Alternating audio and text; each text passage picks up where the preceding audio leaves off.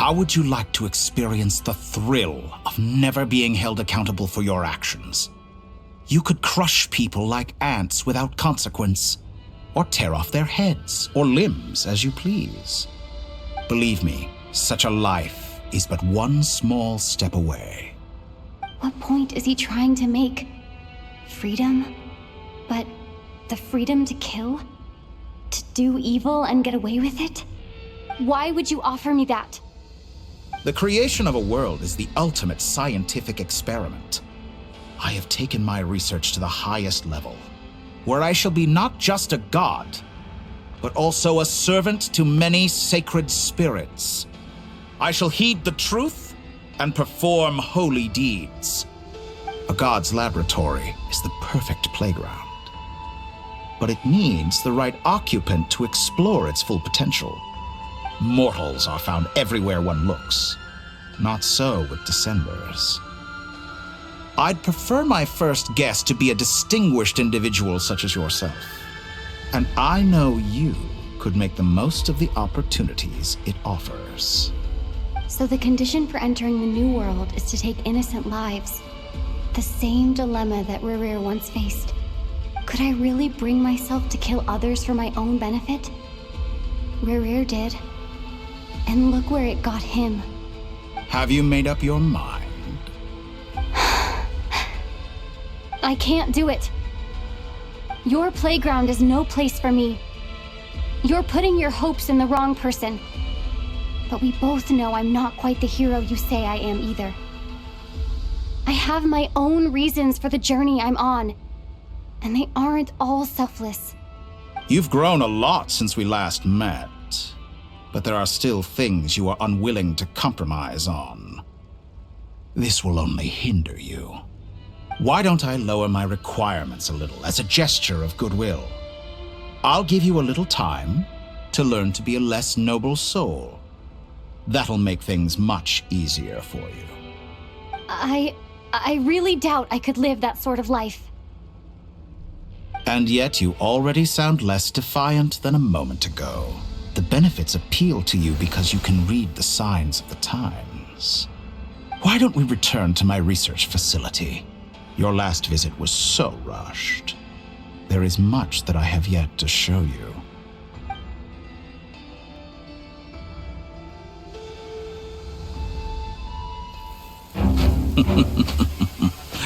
Now to that question, Heroes don't attack from behind. Guess I'm no hero. This is most disappointing.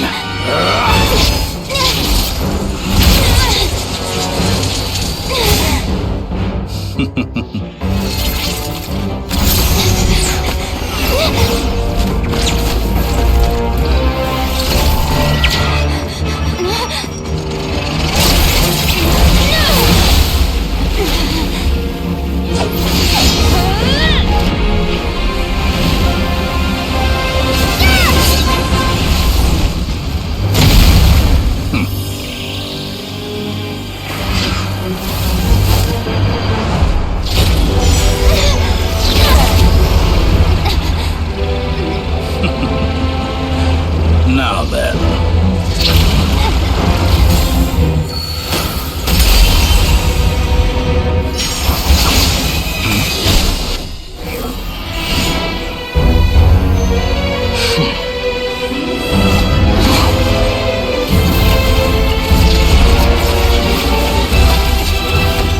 A new face. Interesting.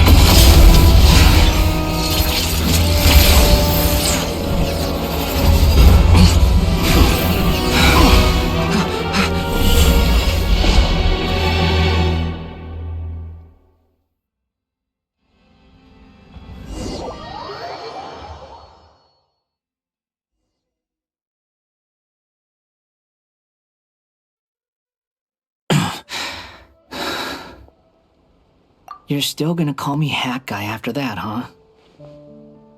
I didn't see anyone else in there who needed saving.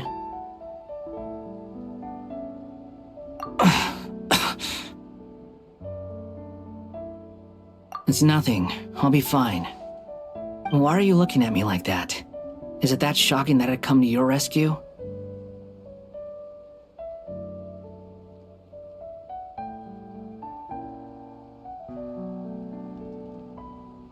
I owed you a favor back in Sumeru. Now we're even. Distracting Dotori was tough, I won't lie. He's not gonna fall for the same trick twice. That was my one shot. I'd hoped to use it to take him out. Ugh. I never wanted to obliterate someone more than I do right now.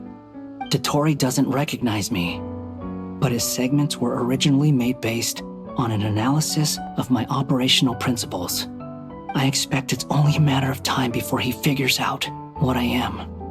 So Dotori doesn't recognize Wanderer because he deleted himself from Irminsul.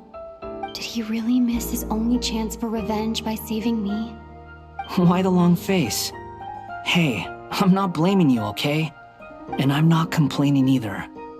Rescuing you and killing Dotori are equally important goals. Everyone would be pretty stuck without you. It's best you live to fight another day. How are you holding up? Are you all right? Hat Guy said to put safety first, so we agreed to run as far away as we could after leaving the energy field and only meet up once it was safe. You don't look injured. It seems that Dotori didn't do anything to you. All right. Rescue operation complete. Let's head back. There's a lot more work to be done before this is over.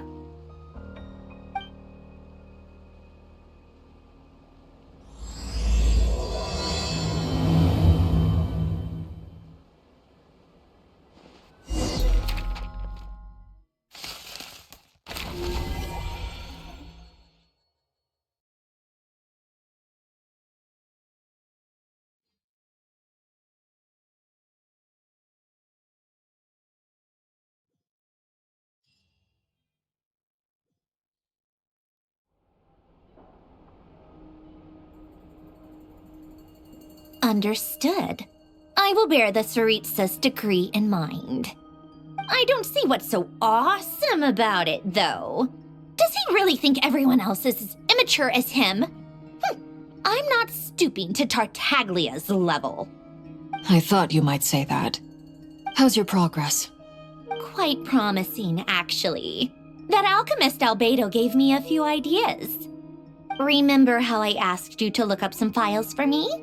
That stuff on the Nazi-Kreuz Institute.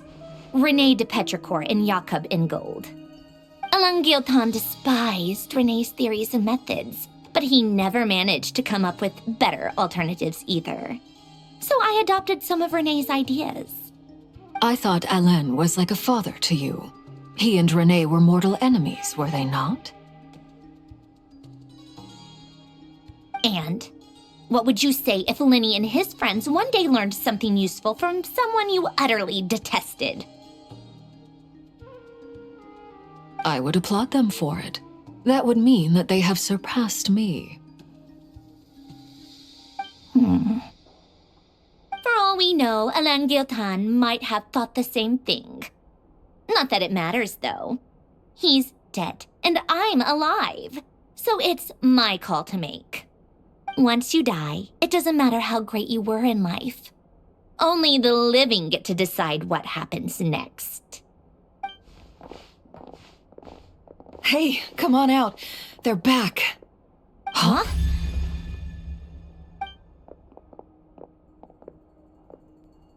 You're back? And your head's still screwed on? And you still have all your limbs? What does it look like? Way to keep your composure, madam. Excuse you. I am perfectly composed. Glad you're okay. Yes, it's a huge relief. Worry? Oh, yeah, right. You think we, the Fatui, were worried about you? We were worried sick. Hey! The Traveler and I were already friends. You are free to join this mission in whatever capacity you please, much like your tea parties. It's a laugh a minute with you guys. I must say, I was quite surprised when Mr. Albedo told me he would need no additional aid.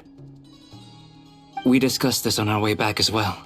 I am rarely so unequivocal, but in this case, we had full confidence in Hat Guy. He said he knew what he was doing. Albedo and I pretty much had to just wait outside on standby.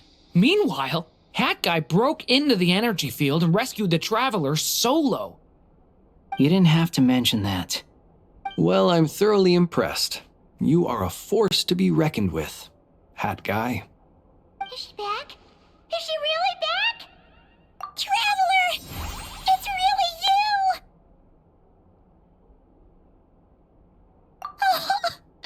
Oh, thank goodness! Paimon missed you so much! You can finally breathe easy, Paimon. It's great to have you back in one piece! Oh, Paimon's been having nightmares the whole time you were gone! Look at them. You know, once you reach my age, there's nothing better than watching a misty-eyed reunion between friends. It's nothing. Same goes when you get to my age, too. I bet Ino and Anefa would be tearing up as well if they were here.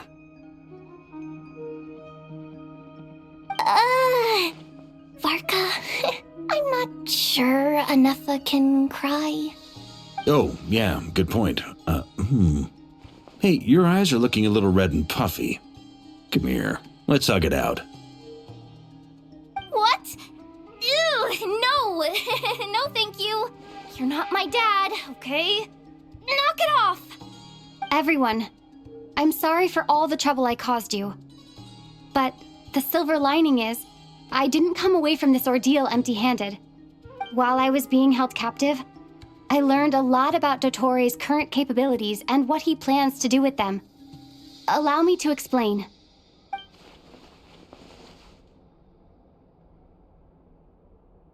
The three moon goddesses were even more powerful than we imagined. No wonder Dottore believes himself to be equal to the gods, maybe even superior. Utter blasphemy. While everyone was gone, Nefer and I made an interesting discovery, and I believe Miss Sandrone has something to share too. Ma'am, perhaps you could do the honors?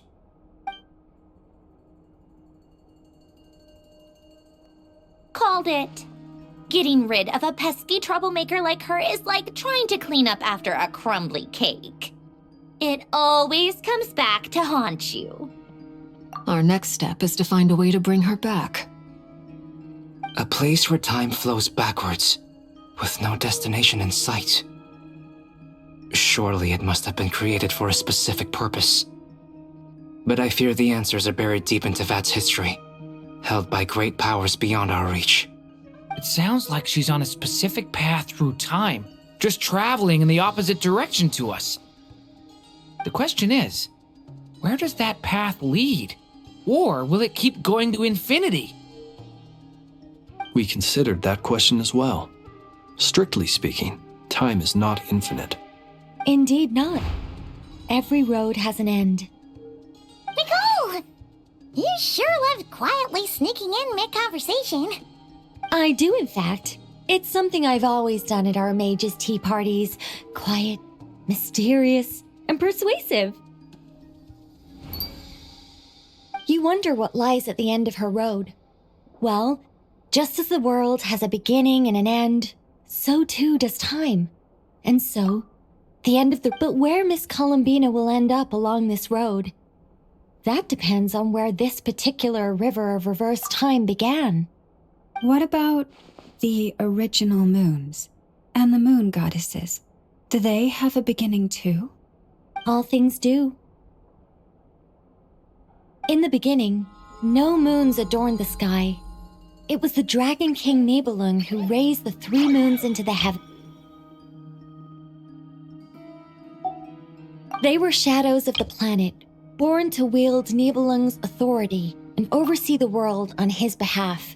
They were extensions of his will, manifestations of his majesty. But then one day, they disappeared just as suddenly as they had once been brought into being. Nobody knew where they had gone.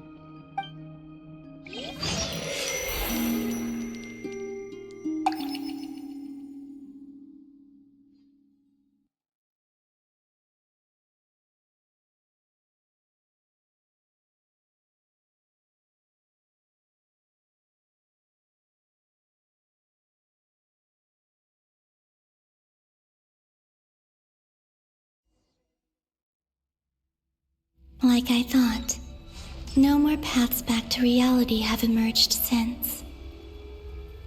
But how can I be sure that I'm going the right way without scenes from reality to keep me on track? I can't even be sure of how long I've been walking for. The further I travel, the less stable this space becomes. There are even moments where I can sense something that feels like abyssal energy. They can just materialize out of thin air. I have to keep my wits about me.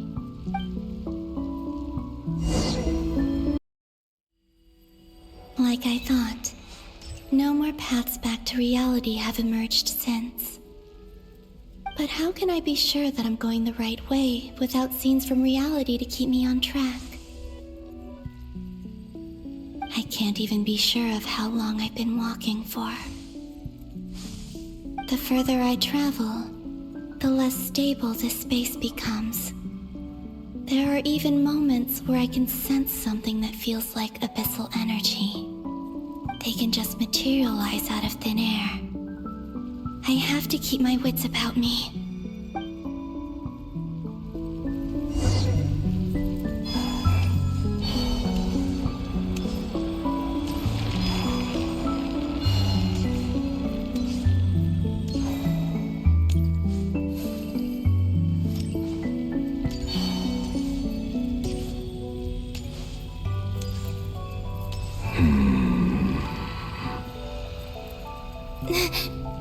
Is that the ray here of Solnari?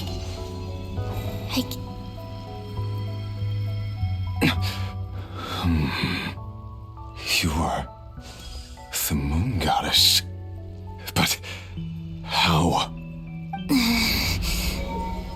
Please, there's no need.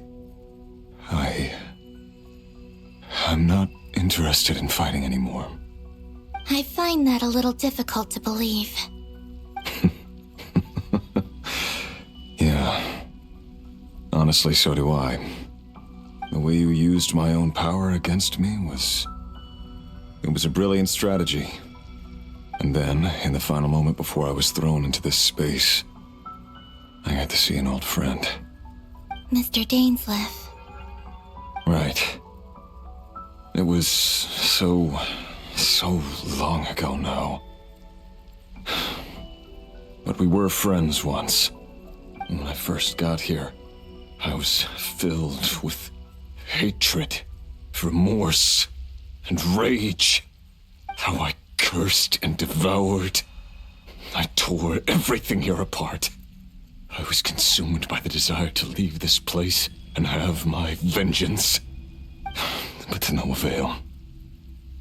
This is a place with no exit.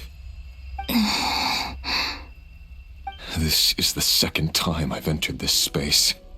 Though I have no memory of the first. I was torn to shreds the moment I entered. But this time I survived. It must be partly because of this new body, and partly because of all the Kuvaki I absorbed in Nodcry. Are you the source of the abyssal power in here? Not all of it. Some is from when I first arrived here and tried to destroy everything. But there was already a degree of abyssal power here before I entered. And like a venomous snake baking in the merciless sun, it tried to slither into my shadow. Tried to? So, you rejected it? Yes. Because after that, the world suddenly became silent for a moment. What do you mean? The voices in my head, they were gone. And then I saw her. Her? Thelindis. My former lover. Never mentioned that she saw a memory of Thelindis leaping into the moon's reflection. More precisely, I saw her afterimage. I'm sure the real her is long gone. She was just an ordinary Conrian. She couldn't have survived here for very long. Anyway, why have you come here? Didn't you know it was a dead end? If I hadn't escaped through the moon gate, my friends would have been in far greater danger. Oh, I see. Because of your power. The power of a moon goddess. What? You'd like to know how I know, wouldn't you? The one who resurrected me said so. I could hear a deep lust for power in his voice. Do you mean... Dottore? Dottore. So that's what he's called. He'd been collecting fragments of my body for a long time. All so that he could resurrect me at the moment of his choosing. I had no interest in his research. But being as corroded by the abyss as I was, we were aligned as far as hunting the moons and recovering my strength were concerned. So that's why the Wild Hunt suddenly became so active in Nodcry. When I left the Fatui in my weakened state, Dottore must have felt that his time had come. Moon Goddess? Could I ask a favor of you? What? I know this is a lot to ask, especially from someone who tried to kill you. If you refuse, I won't fight it. But this is the only thing I desire now. Nothing else matters.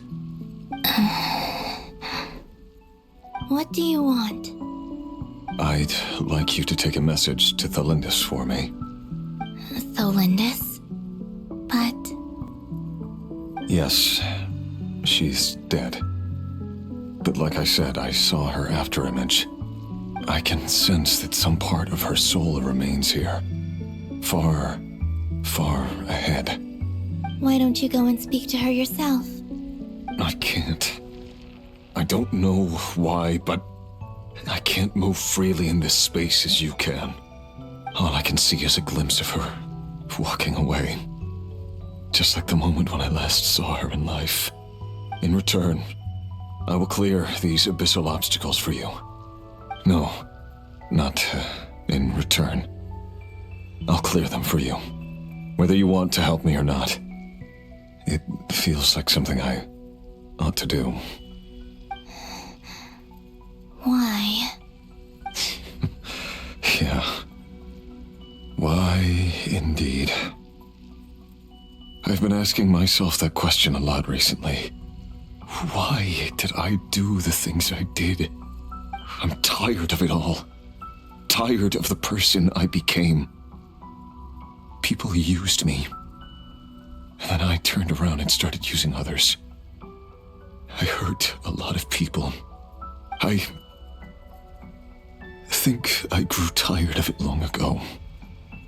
But I wouldn't admit it to myself. And ultimately, that's how I ended up here. What do you wish to tell her? All of it. My past. My mistakes. Everything that happened after we were separated. Is it okay if I give her the abridged version? Yeah, I'm sure there's plenty you can skip over. Just tell her the important parts. Whatever you think that means. Like the part where you relentlessly tried to kill us? It's up to you. Love demands honesty. But my relationship with Thalindis was built on lies. We hid too much from each other. But after living my whole life in the shadows, I don't want to hide anything anymore. I will do my best.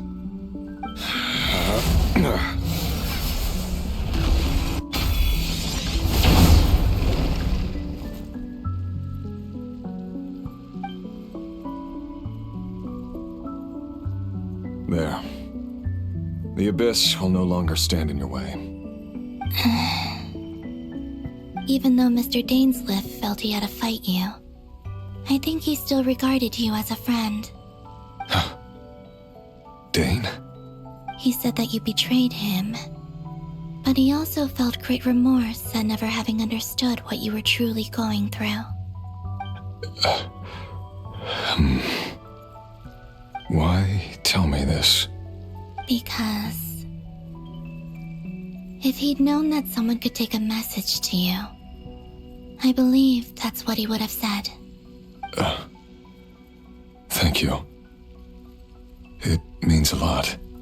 I know this will sound strange coming from me, but don't die, Moon Goddess. I can tell that you're determined to get out of here.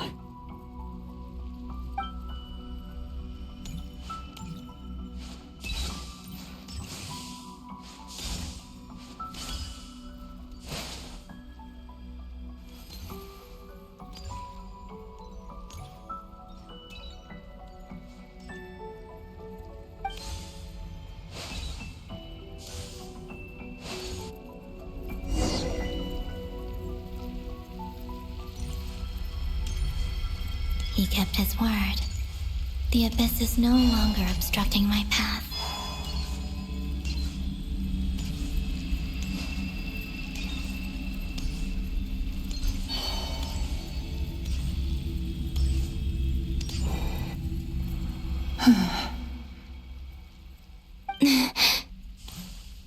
Is that the Lindis?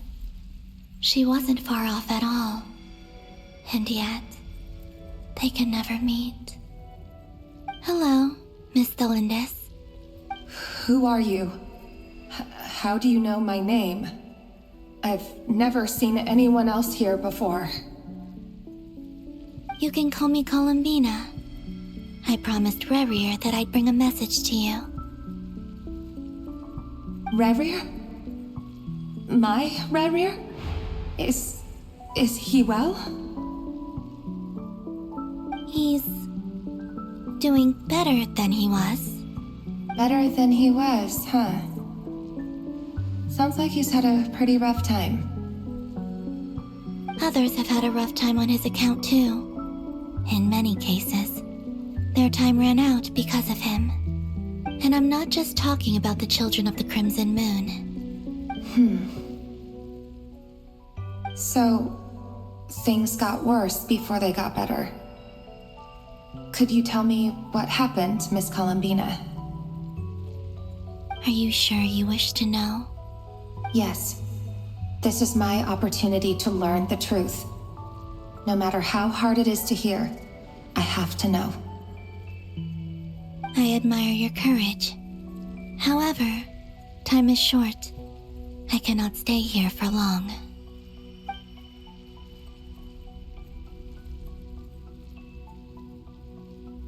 Rerir had seeds of hatred in his heart, and many people nursed them for their own ends.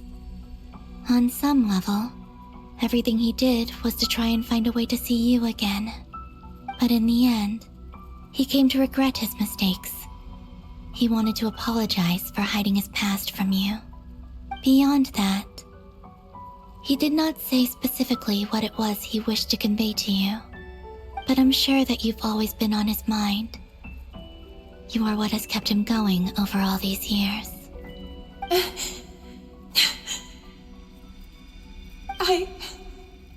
I'm sorry, Miss Columbina.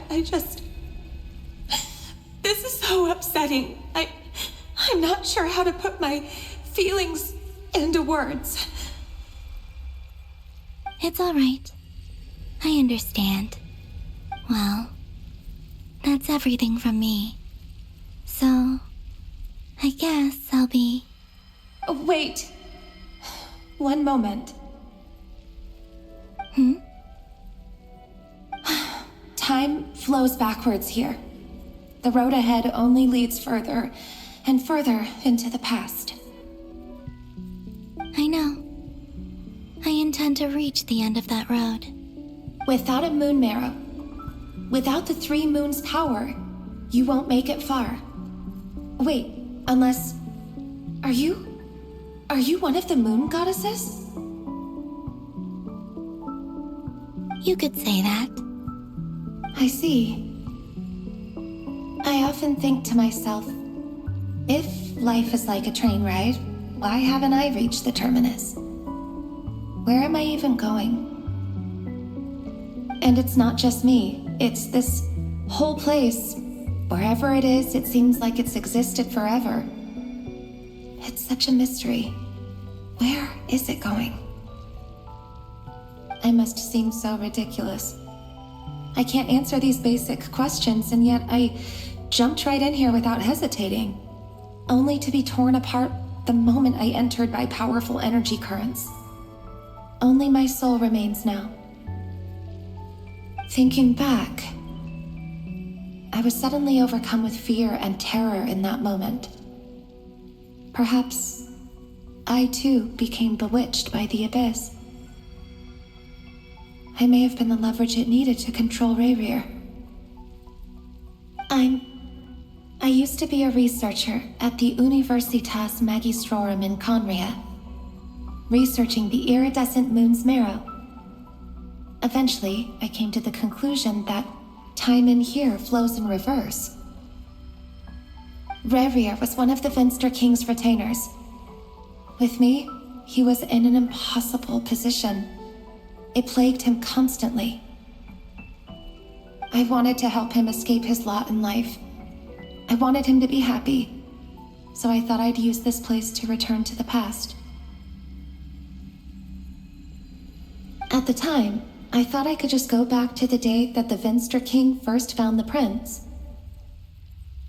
It was only after meeting the prince that the Vinster King started going too far with his research into the abyss. That was the day all of our woes began. I thought I could stop the king from ever meeting him and solve everything.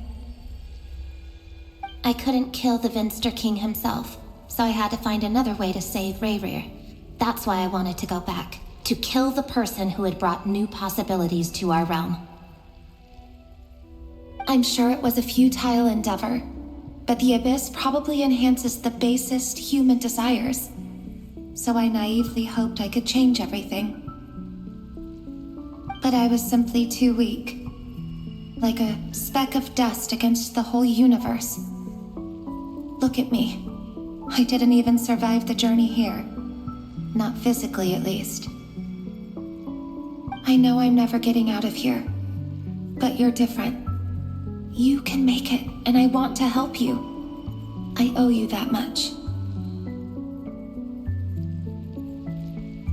How do you plan to help me? Have you noticed the golden energy that exists here? Based on my past research and my observations since coming here, I believe they carry you forward faster. I can share what I've learned and help you understand the pattern in which this energy appears.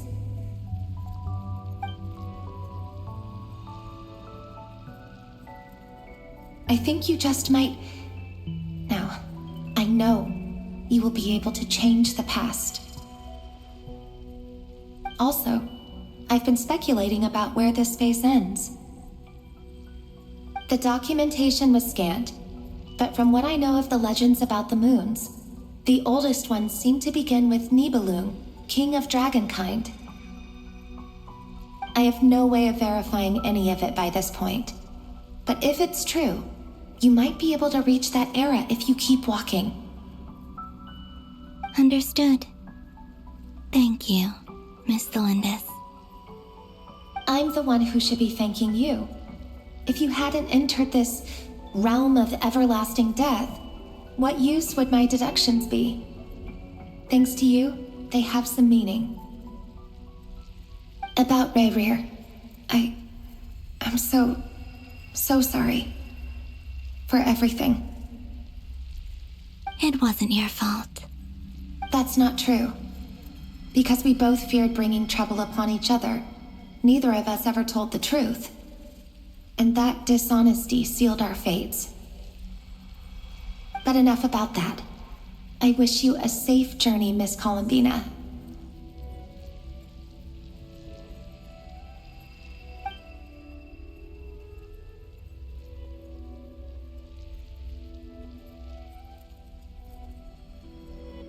And may the outside world never have to experience pain like this again. Rayrir, you're there, aren't you? I cannot see you, because you exist in the future. I expect we'll be trapped in this prison of space-time for all eternity. But Please, gaze upon the past, and then sit for a while. Let's find a place to sit down together, just like we did when we first met.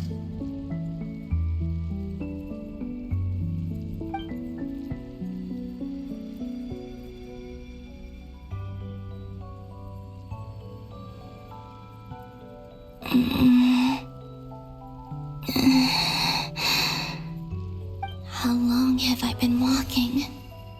How much further till I reach the end? Is there even an end to be found? Everything's getting blurry.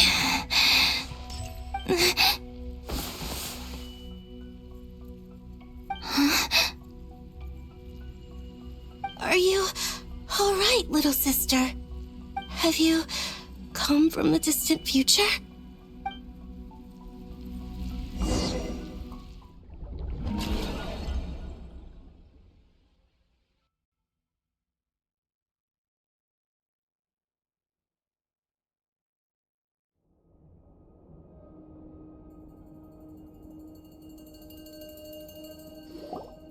So, how exactly did the moons just disappear?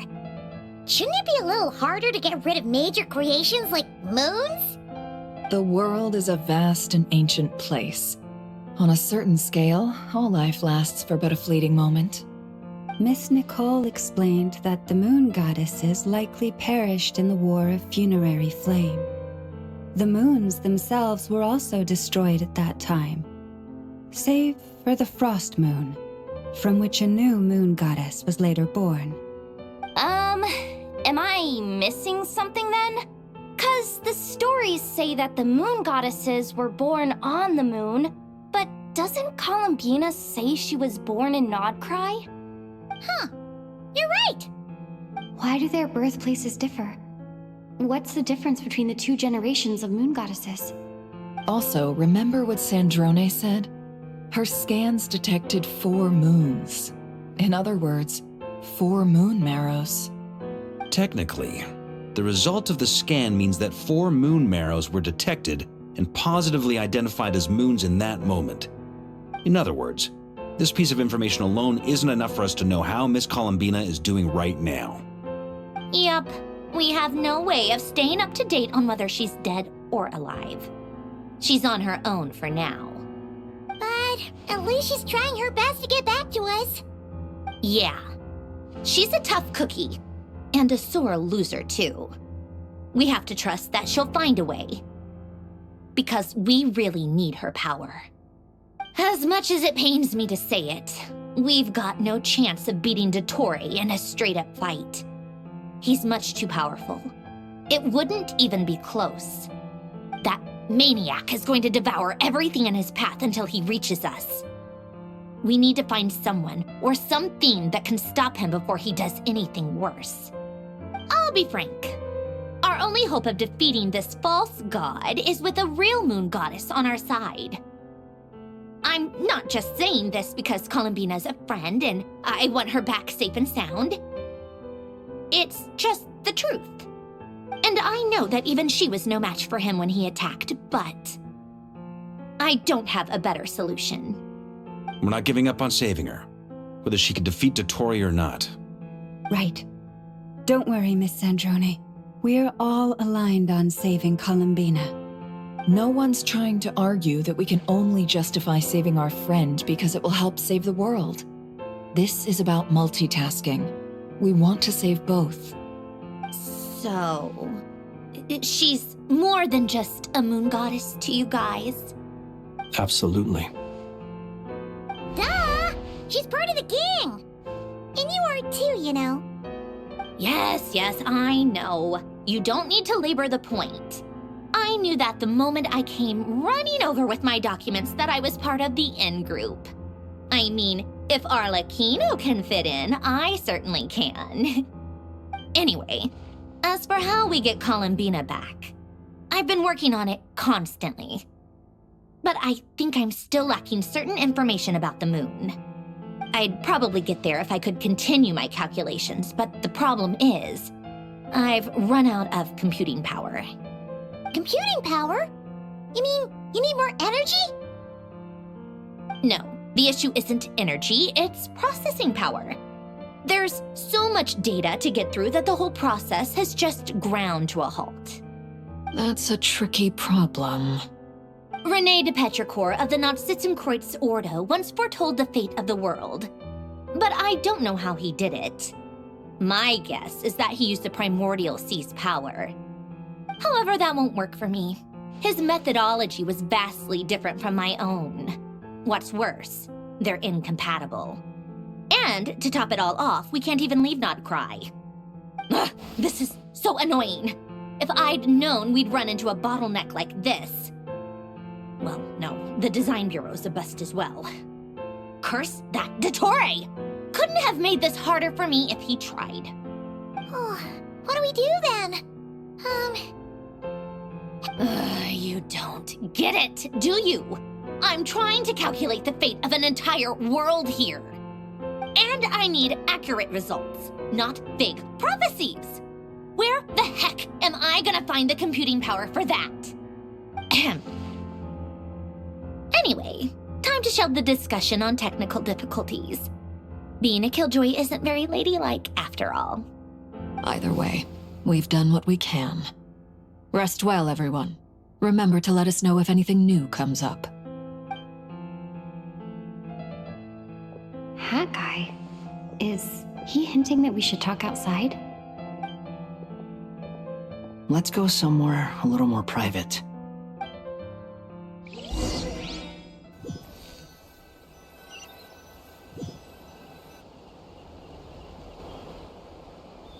You know that Dory went back to Sumeru, right? Yeah. She mentioned she was planning to head back. Things aren't looking good for Nodcry. She's gone to spread the word so that Sumeru has a chance to prepare for the worst. From what I know of Dottore, there are two possible reasons why he hasn't made a move yet. One is that he's still working through some kinks in his new powers. The other is, he wants to see how we're going to react. He'll easily devour everything eventually, so I guess he's in no rush to make it happen. The first false god he made was me. Now it's his turn. Even though my records were erased from Irminsul, Dottore's ideas haven't changed one bit. He once told me that becoming a god was like turning yourself into a hungry wolf or giant serpent to devour the moon. Clearly, he began studying the moon goddess's powers long before he even tried making a god. He's always wanted to get his greedy hands on divine authority one way or another. And in the end, he devoured the moon where I failed. In the desert of Sumeru, there is a chessboard built by King Deshret, also known as Al-Ahmar. I don't know if it was a real game, or if he was just trying to challenge his servants and citizens in some way. But creating games and setting rules, gods do that as a matter of course. That's the kind of power Dottore craves. Now he has the Trilunar Authority. His power is leagues beyond the common people. I don't think there's any point in other nations rushing to the front line. They're better off focusing on defense and hoping they can fend off any threats that spill out from Nodcry. Either way, Dory will inform Lesser Lord Kusanali, and she will contact the other gods in turn. The Seven will have some recourse available. If nothing else, their protection should keep the rest of the world from descending into chaos as quickly as Nodcry has. So on the bright side, even if Nodcry is doomed, your friends in other nations won't be in any immediate peril. That's good to know.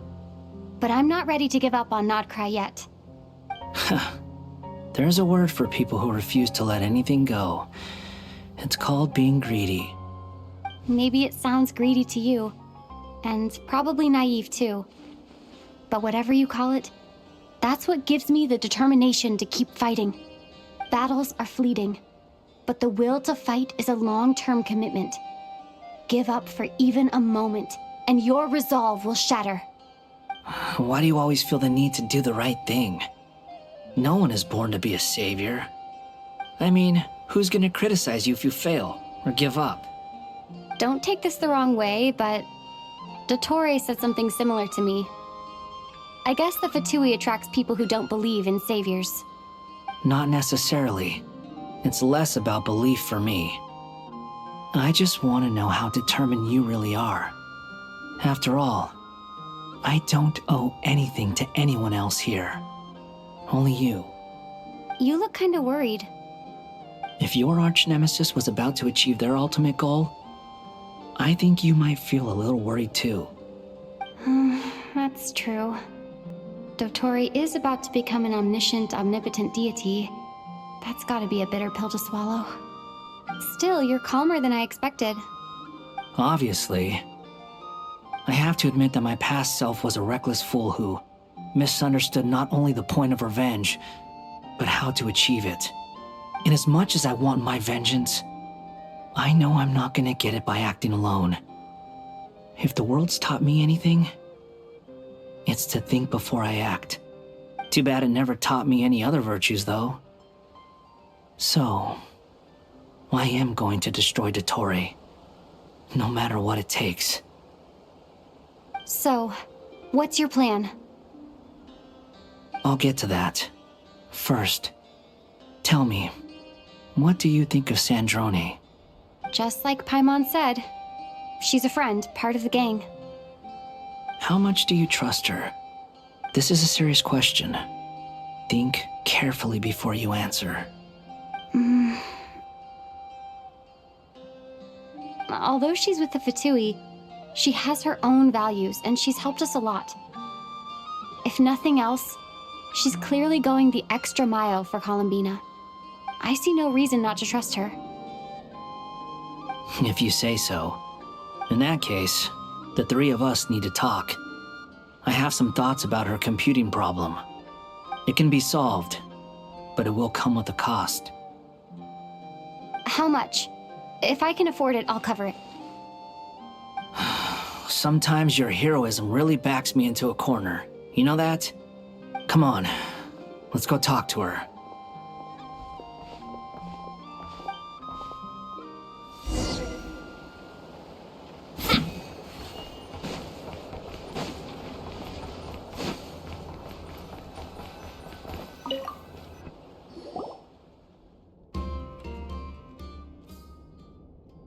Miss Androne, Traveler. Hey there. Paimon's here too! She was just helping them sort through their things. How did your chat go? That was fast. The call only just ended. Well, you said it was urgent, so we got here as quickly as we could. Albedo, I have some alchemy questions for you. I see. Looks like my knowledge proved useful after all.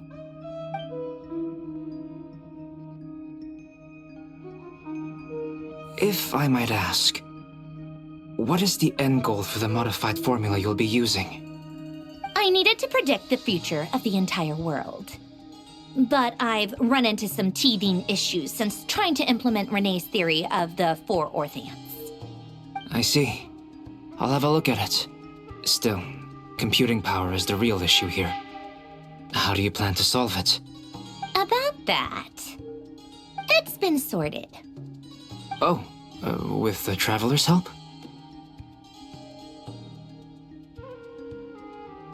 Actually, you're not wrong. She found the person with the solution. Was it Hat Guy? Yeah, it was him. Wow! Go Hat Guy! Seems like all that time studying at the academia is paying off big time. But where is he? Wasn't he the one who asked Albedo and I to come here? Come with me.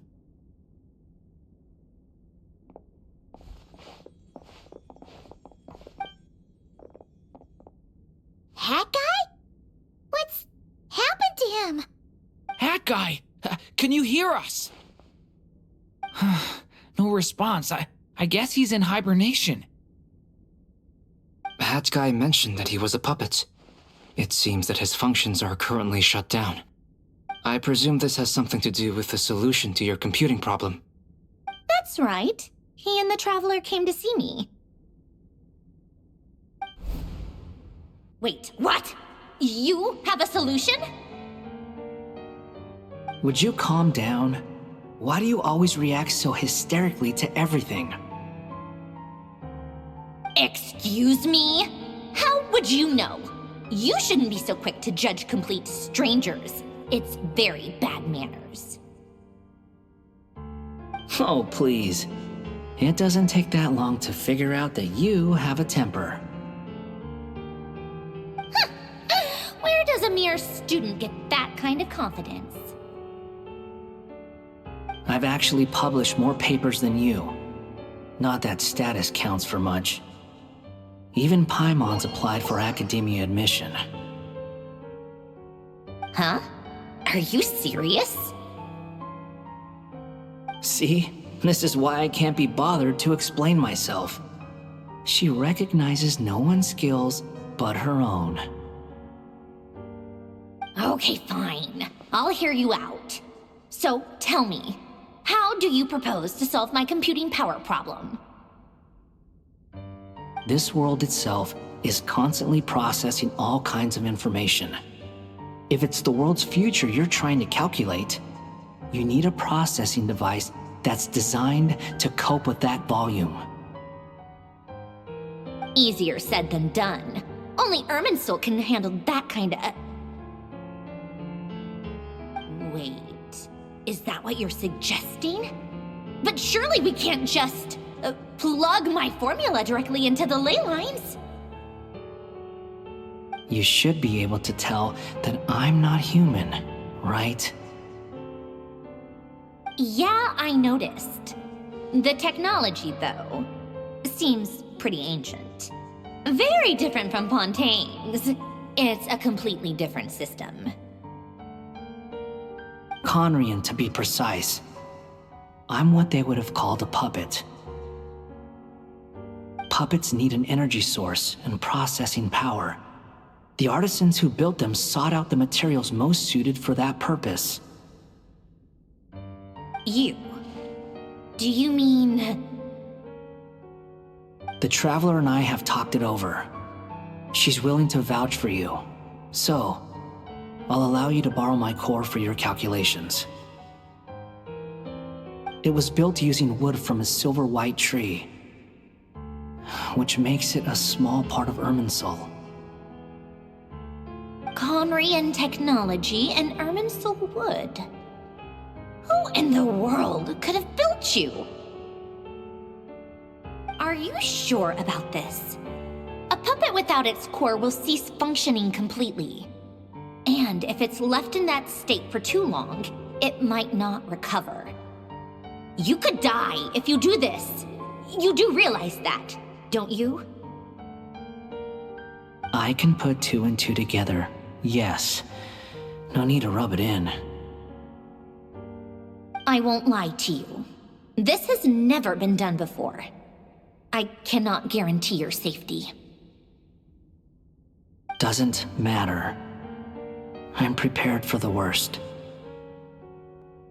Did you two actually talk this through? Is he... Are we really considering this?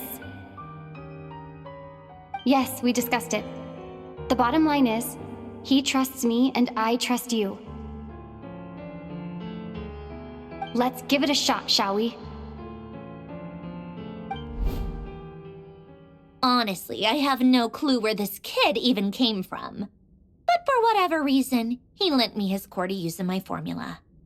I'm very close to finishing my calculations now, and the core is currently in use. So I'm sorry, but I can only show you a sketch right now. This is what the core looks like. A silver-white branch. It certainly matches the legends told about Irminsul. Is Hat Guy gonna be okay? He's not gonna die, right? Right? In theory, he should be fine. As long as we put his core back in time. Beyond that, all I can say is that I'll try my best to avoid risk and make sure the core doesn't sustain any damage. I think I know why you called us here now. Someone needs to watch over his body and make sure it's protected until the process completes. Correct. He said that the only ones he trusts here are you two. And the Traveler. And the Traveler will have other work to do.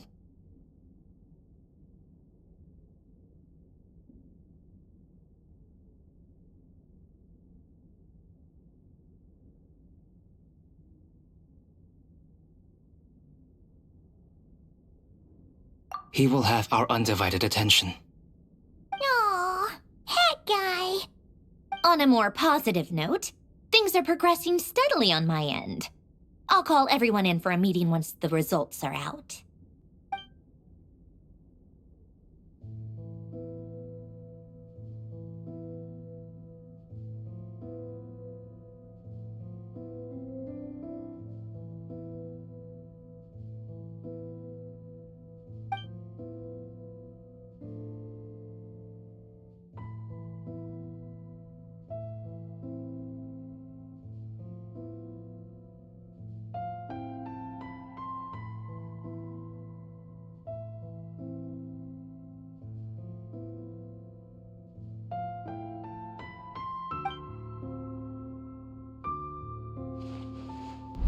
The worst case scenario with the core removal is either a system reset or a total loss of function. But I'm not afraid. A quiet death should have been my fate long ago. A core is completely different from a heart. It's like another vital organ entirely. I never believed it could be a true replacement for what I sought. But in the end, it turns out the core was more useful to me.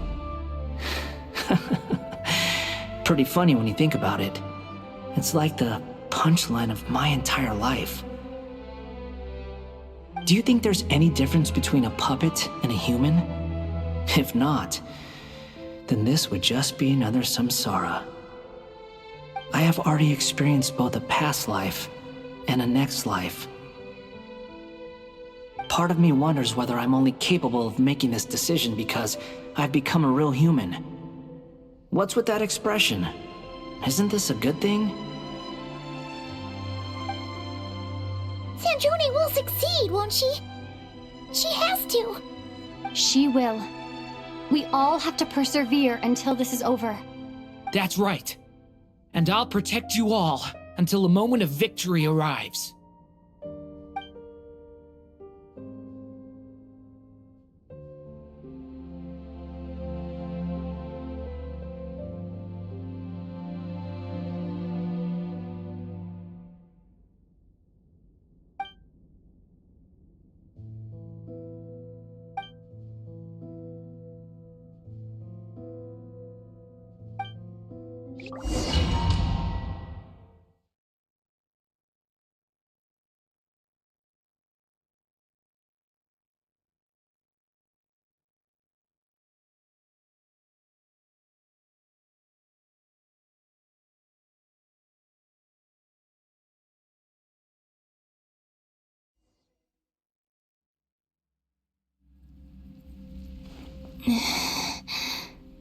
Who are you? Call me Sonnet. You have the same power as Canon. Sonnet. So, you're the goddess of the iridescent moon? Oh, goodness. You recognize me? Well then, what's your name? Columbina. Columbina Hyposelenia. Hyposelenia. What a lovely name. Did you choose it yourself? It was a joint effort between me and my friends. Friends? You mean your friends in the heavens? Huh? Oh, sorry. You must be exhausted. I apologize. Hang in there. Let me introduce you to my older sisters. Do you mean the other two moon goddesses? Arya and Canon? Wow, you sure know a lot. Hey, does that mean that our story goes on into the future? Oh, I guess that wasn't the best question to ask. It's alright. We were prepared for that possibility. You could say we were too prepared. I can't even remember how long my sisters and I have been here by this point. When did you get here? How long has it been? I can't say for sure, but it feels like it. We don't have far to go. The place where my sisters and I are based is just up ahead. Don't worry, they're both really nice. I'll introduce...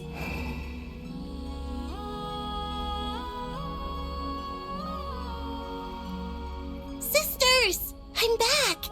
And look who I've brought with me!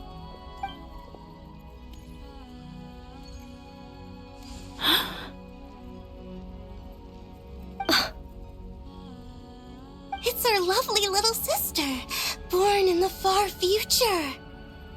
The pleasure is all mine.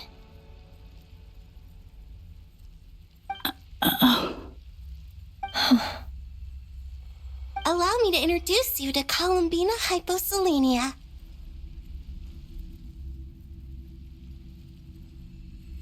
This is Arya, the goddess of the eternal moon.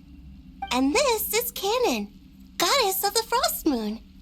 Canon, don't you think Hyposelenia's power is similar to yours? Hello, Columbina. I apologize for our startled reaction just now. And please, forgive our little sister if she's been annoying you. She tends to talk a lot. It's fine. You seem shy. Don't worry, Columbina Hyposelenia. No one can hurt you here. Could you tell me where here is? Please. I must know.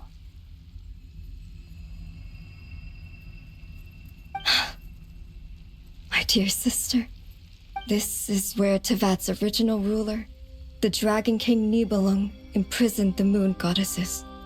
What? You're scaring her, Canon. No, I'm fine. Please, continue. Nibelung, our original master, created us in the distant past to maintain Tevat. But he left this world and traveled into the dark universe beyond, to explore worlds vaster still. Day and night, we fulfilled our duty in the heavens, until the day that the first Descender arrived. The great ruler of the firmament. The heavenly principles. Is that what later generations call them? I see. But we did not reject them at first, nor did they seem to harbor ill intent towards this world. We coexisted in peace. They were like a guest in our home. Slowly, however, we came to realize that our guest had a growing desire to change and dominate the world. And you didn't stop it? No. There was an order to the rules they set up that Nibelung never taught us. We wanted to know if this order would bode good or ill for Tevat. All right. Canon and I wanted to know. Sonnet was against it from the outset. Later, we discovered that this great ruler of the firmament bore an almost paranoid hostility toward the desire of certain life forms to seek power. Or perhaps they feared them. They would even cast down celestial nails as manifestations of their power, to punish the civilizations of the world below. Only this was far beyond mere punishment. Right. Their rules brought order, but the price people paid for merely testing the limits of those rules was far too great. I did everything in my power to help the punished escape catastrophe, but the ancestors of the Frost Moon Scions were some of the ones you helped. But just when we had decided to take countermeasures, the Dragon King, Nibelung, returned. And so began the War of Funerary Flame. So, that's the name the world gave that war in the future. Well, who won in the end? As far as I know, the Heavenly Principles won, although it came at a great cost. They remained in Teyvat, where they continue to rule to this day. And the world's original master, the Dragon King Nibelung, was destroyed. And what of the moons? Are there still 3 moons in Teyvat's skies? You can tell us the truth, Columbina. We know we are but remnants of a bygone age. We are prepared for the answer. Only the frost moon remains. But it has been cast beyond the false firmament by the heavenly principles. The eternal and iridescent moons were both shattered during the war. So death finally came for us in the end. Sonnet. But you're still here, aren't you? A moon goddess cannot live without her moon, Columbina. She's right. That's why I began to disappear. Because the frost moon is cut off by the false sky. How much worse it would have been if it were outright destroyed. Our souls may endure within this lunar palace, but if our moons are destroyed, then we shall disappear the moment we depart from it. I'm sorry. There's no need to apologize to us, dear sister. If anything, we owe the world an apology. If only we'd decided to act sooner, rather than arguing amongst ourselves. all the more reason not to spend this time in regret and repentance. Instead, we should focus our efforts on how we might help our future sister. Sorry? Don't you see, Columbina, your story is not yet over. Is that not why you are here?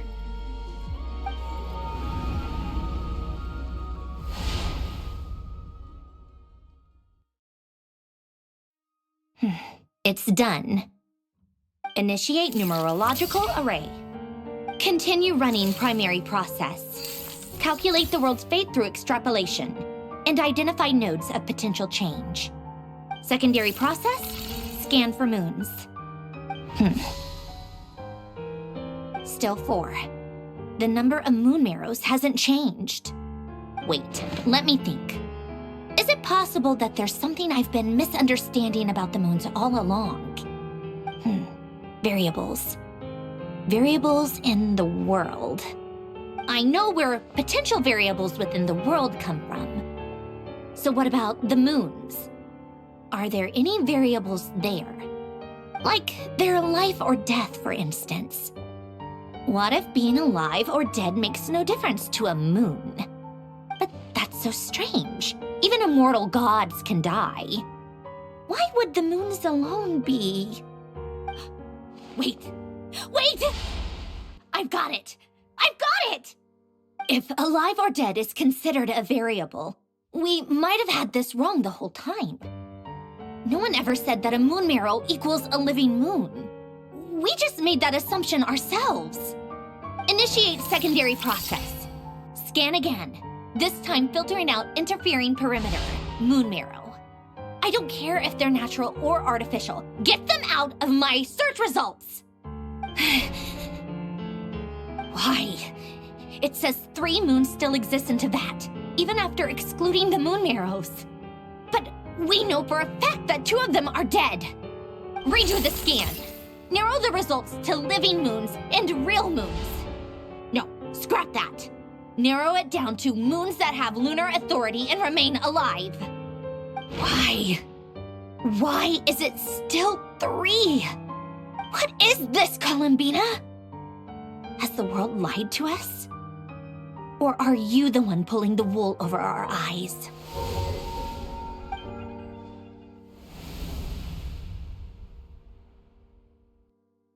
So, you think that the moon's reflection might be where Nibelung imprisoned the 3 moon sisters?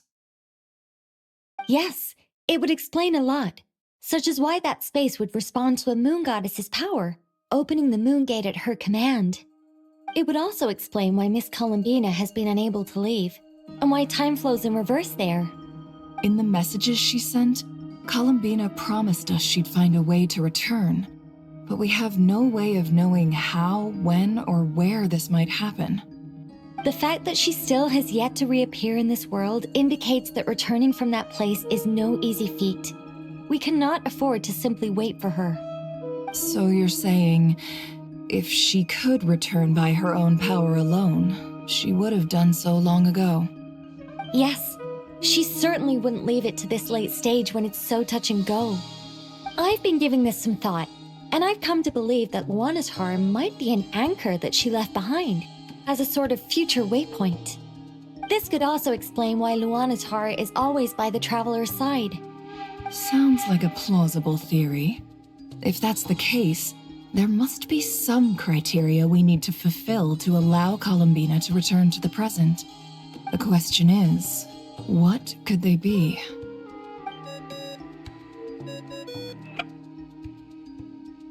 Hello? Listen up! This is extremely important!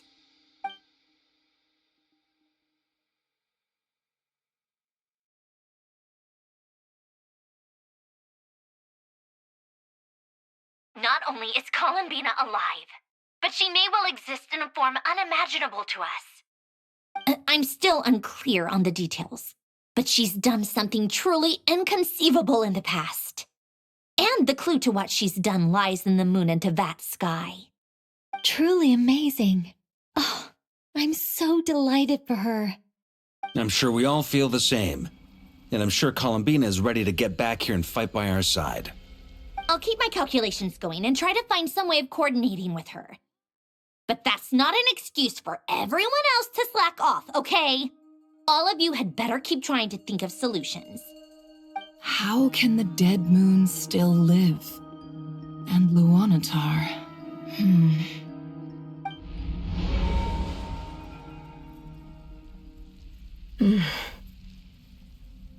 It's hard to believe that's what will happen in the distant future. Our authority is linked to the most fundamental rules of Tevat. I suppose it's no wonder that many would covet that power. I didn't realize that when you said friends, you meant people who live down in Tevat. That's so lovely. I always wanted to go down there and have some fun. Have you ever tried leaving this prison? Of course. Between us, we've tried everything. But no matter where we go, this space will eventually bring us back here. It's like the center of a whirlpool. Everything ultimately converges here, at the moment when Nibelung imprisoned us. In that case, have you tried using any of those pathways that connect this space to the real world? Sorry? What are those? They're passages through which you can make small-scale changes to reality by using Kuvaki. Or am I the only one who can use those passages? Because part of my soul remains in reality. Kuvaki. What is that? You don't know? It's a unique kind of elemental energy found only in Nodkrai, the land from which the moons arose. Oh.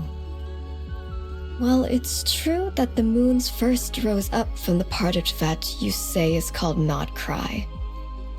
But there is no difference in the elemental energy between there and anywhere else. What?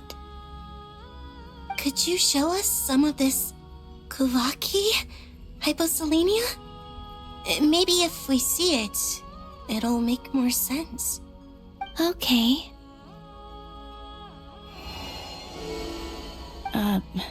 Isn't that just your power? What? But it's everywhere in Nodkrai. In the air, in the land. Even the creatures who live there have adapted to its influence. How curious. This Kuvaki certainly did not exist anywhere in the world before we were imprisoned. Let alone influence living creatures. So, how exactly does it affect them anyway? Can they float in the air like us? This is so strange. Why would their reality differ so much from mine? Columbina, you're looking for more than just a way out of here, aren't you? Yes. If I am to help my friends, I will need tri-lunar authority on par with that of our foe. You mean... you'll need our power? This sounds extremely risky. The Three Moons' powers are not mutually compatible. Concentrating them into one goddess will be a very painful process. And if anything goes wrong, it could tear you to pieces. I know. But I'm willing to take that risk. Even so, let's say we successfully transfer our authority to you. How will you take it outside this prison? Niblin constructed this realm specifically to prevent us from using our powers to interfere in his war. No moon goddess can leave this place alive. What if I don't leave alive?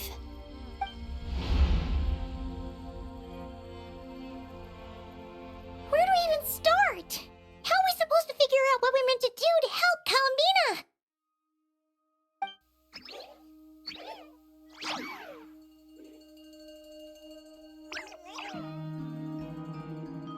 Columbina, what do you need from us? If she really got to the beginning of time in there, how do you think she'd leave us a message?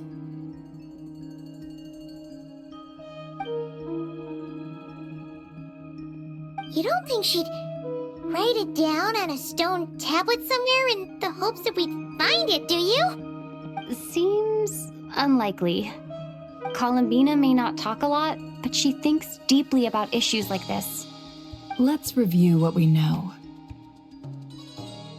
This is the Columbina who fought alongside us against the Rahir of Solnari, and with whom we celebrated Moon Prayer Night. She knows our personalities, our ways of doing things, even our unique strengths and abilities. So, if she wanted to tell us something from a long, long time ago, what would she do? Oh.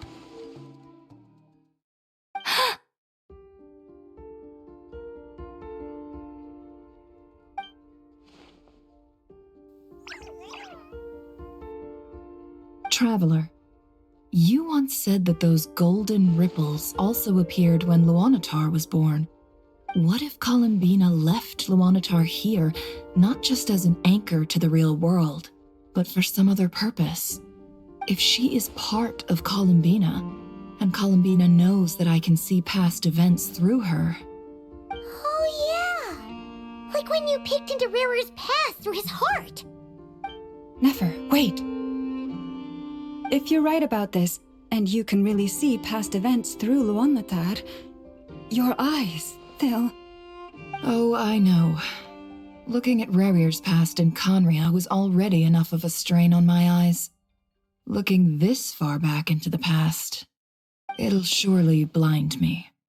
But it's our only chance.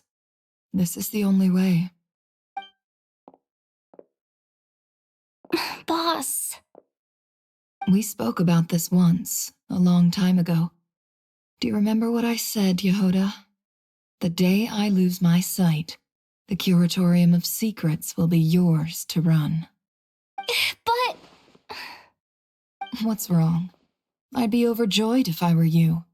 This day's come a lot earlier than either of us expected. I need to know you'll honor our agreement, Yehoda. Promise me. Yes, Boss Neff. I promise. Are you sure you don't want some time to think this through? What is there to think through? I should have gone blind after our battle with Rarir. Frankly, it's almost criminal that I got away with it for this long. Then at least let me take some precautions on your behalf. And if you really do lose your sight, I'll visit your office every day and make sure you're well looked after. Oh, please, anything but that. I was actually ready to go through with this. Are you trying to scare me into backing out? As if I could ever scare you. I'll assume you're just joking to calm your nerves. All right, enough chit-chat. Let's do this.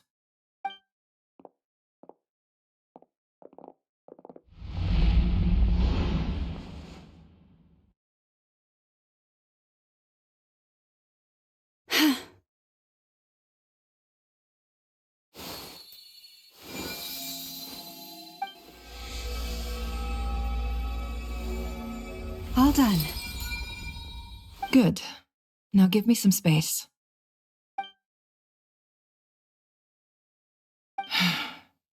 Come on then, little one. Show me what happened in the past.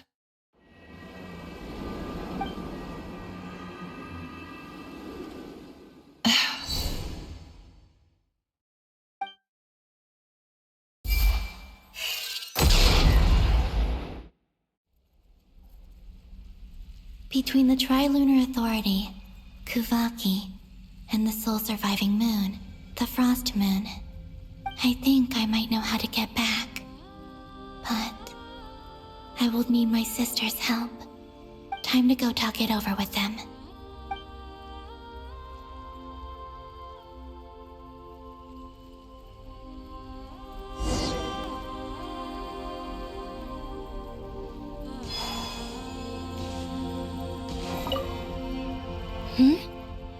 Have you decided what to do? I hope it's not too dangerous. You really scared me when you said that thing about not leaving here alive. Come on, let's go find the other two.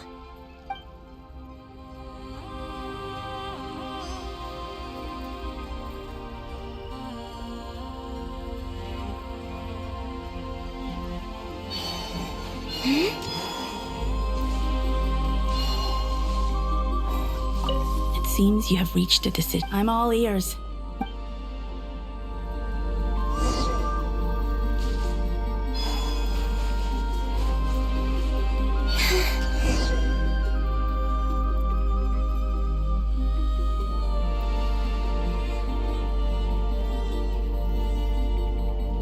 Have you figured it out, Columbina?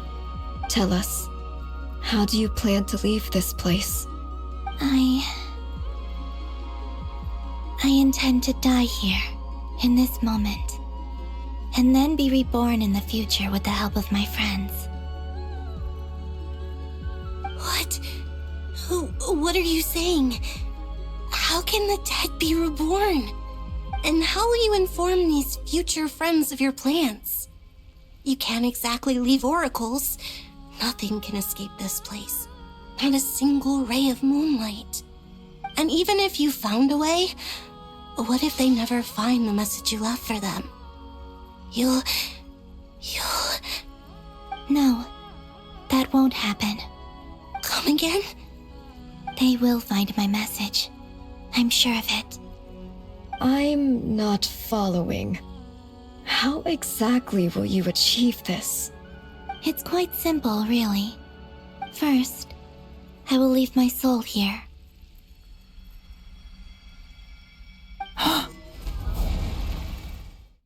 I see it.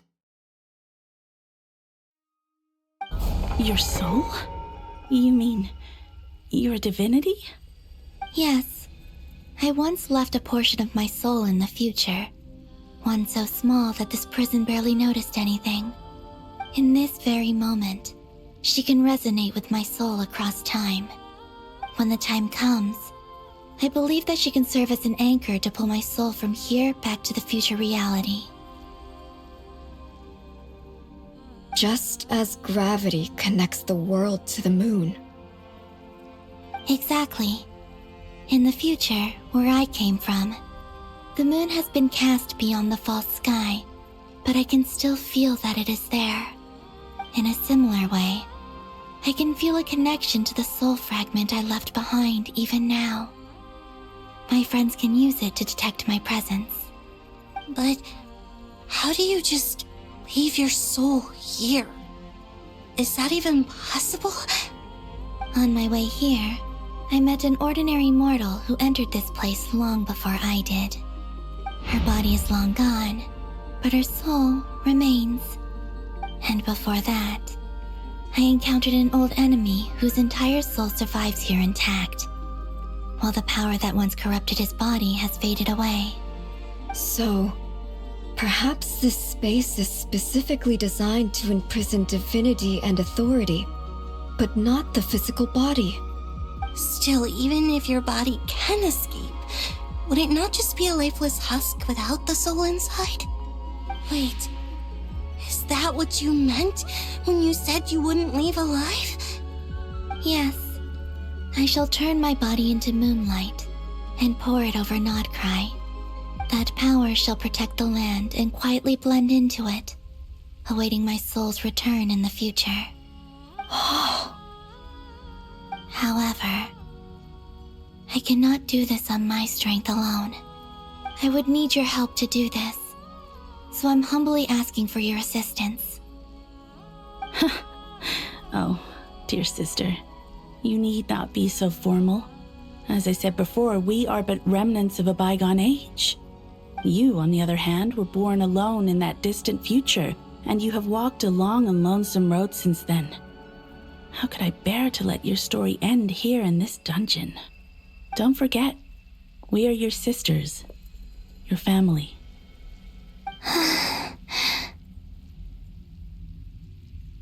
Arya's right. Actually, I've always wanted a little sister. Can you imagine how it's been for me? Getting nagged by 2 older sisters all the time. Now, I finally get to be the big sis. And not just that, but I... Sonnet. Canon?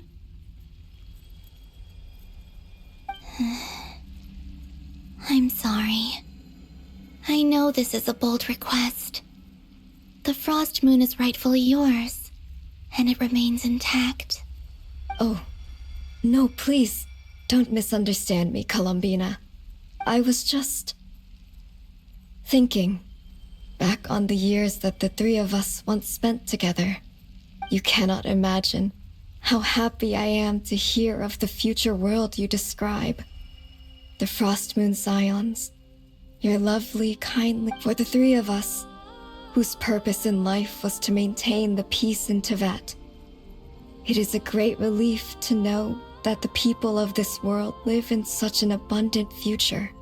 If your plan can save them and save Nodcry, I will gladly give you all that I can. Besides, the 3 of us have been together since the day we were born. I could never abandon them to live on alone without them. Canon. Still, I do have one question I would like to ask you before we proceed. Certainly. What is it? Why do you cover your eyes?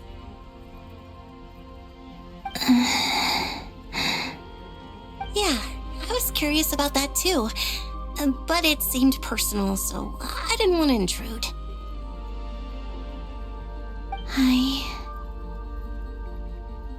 There was a time when I refused to look upon the world. I believed it was full of nothing but lies and falsehoods.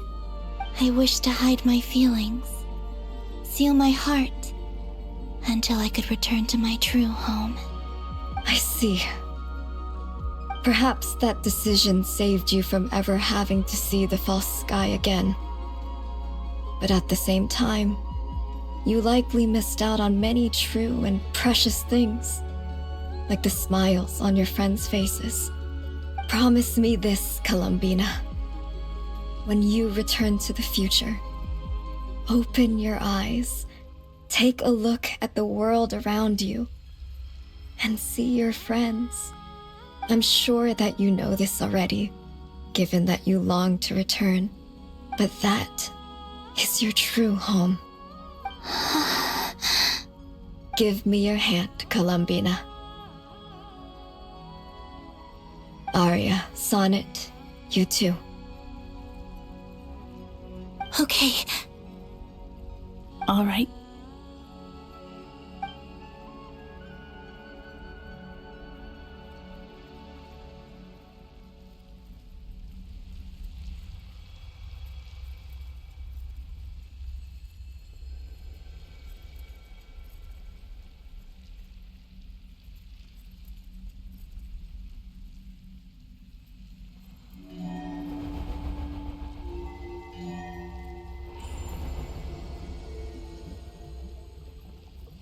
We once were the song sung for eternity, but now it is you who must continue to sing. We once were the tides in the great river of time, but now we subside, and you arise. We were the messengers of madness and inspiration. But now, the lies have faded, and your truth must endure. We are souls awaiting the sun. You must return to be with those who smile when they see your face.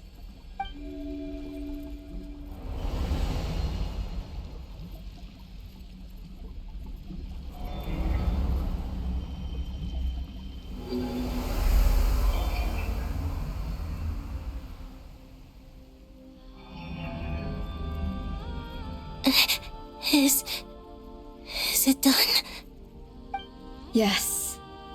We have transferred the authority over all 3 moons to Columbina Hyposelenia.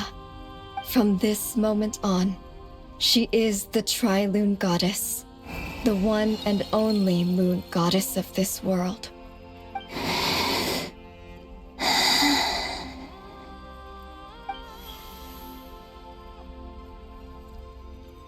Thank you. Thank you, my sisters. Now go, and do what you believe is right, Columbina Hyposelenia. Be aware that we cannot grant you the power of the 3 moons beyond these prison walls. The conflict that arose over their remains following our disappearance will still take place.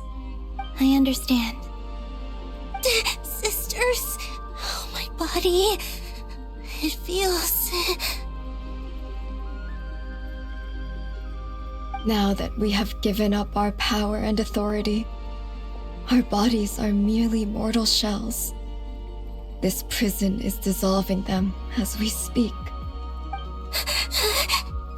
It's okay, Sonnet. The end must come for every god, just as it does for every human. That's all this is. The final destination of our lives. Canon and I will be by your side the whole way. We have one final request, Columbina. Could you use the 3 moons' power to send us back into the real world? Now that we have lost our powers, I doubt this space will seek to hold us further. It's just... we would like to spend our final moments together in the only place we ever called home. Of course. Gladly.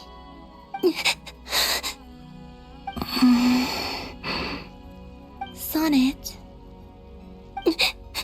Yes. Don't... I wish I could tell her not to give in to the abyss. Not to be afraid. But is this really what I should say at this moment? Don't forget. I'm so glad to have a big sister like you.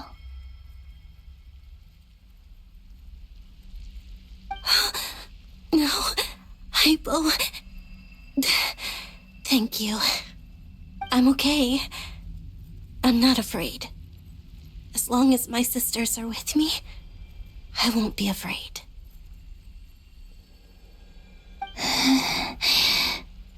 It looks like this is goodbye, sisters.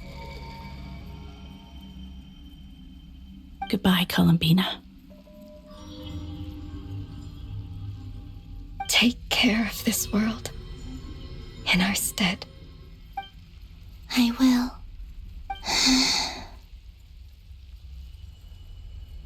And now, It's time for me to bid farewell to my body, too.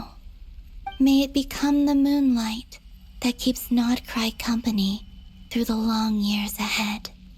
So this is why Nodcry was not always home to Kuvaki. It only appeared after I poured my body out upon this land, and only this land. Kuvaki responds to me because it is me, my body, answering the call of my soul. And the golden energy I've encountered on my way here was, in fact, that very soul, which I am about to leave here to guide me. O power Trilune, eternal moonlight. I, Columbina Hyposelenia, lay aside my body. Let it be cast into the dark night to illuminate the future.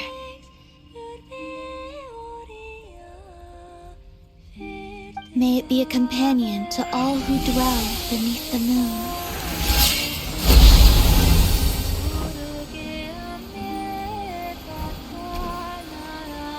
Until the time comes for me to return home.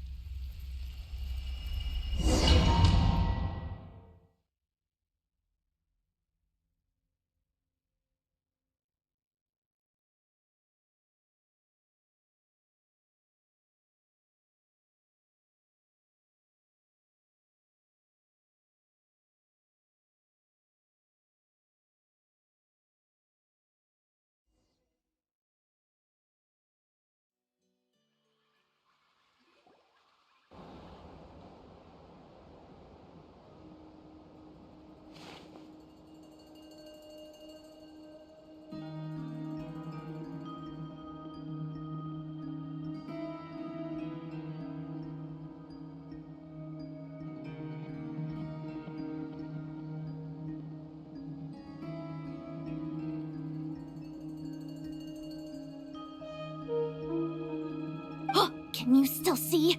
How many fingers am I holding up? I see 2 fingers, and a look of sheer terror on your face. Truly astounding, Miss Nefer. Your eyes have glimpsed the very ends of the world, and yet they remain as sharp as ever. Or is the credit for this miracle due to Miss Lauma? It seems that even time itself is no match for your medical skills. Surely you jest, Mr. Flins. I suspect we have Columbina to thank. She must have realized the immense toll that the ritual would take and purposely set aside some of her power in the past to protect Nefer's eyes when this moment arrived. There is always a great price to pay for witnessing the truth, but it seems that this time, Columbina has shouldered that burden on our behalf. She chose the perfect method of getting a message to us. Though her eyes were always shut, she was clearly so perceptive. She knows us well. She knew exactly how we would think and what we would try. Despite being separated by time and space, we're seeing the same possibilities and seizing the same opportunities. We still don't even know if she's okay right now. But as long as there's a chance we can do something, we'll fight to make it happen. We'll get you back somehow, Columbina.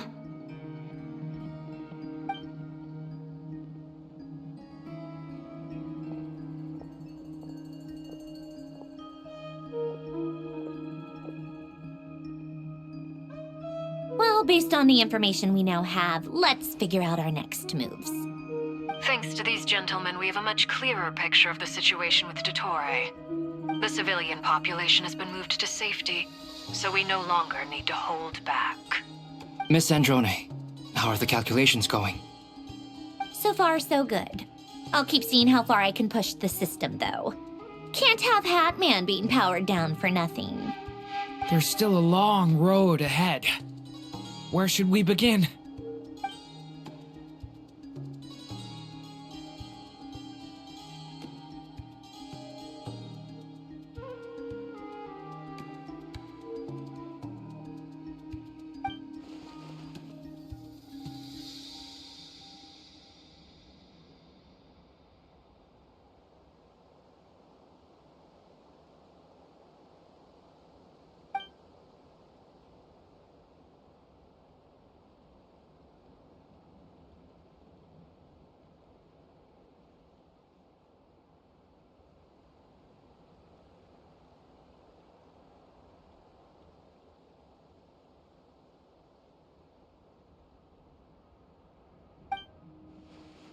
Our plan is clear.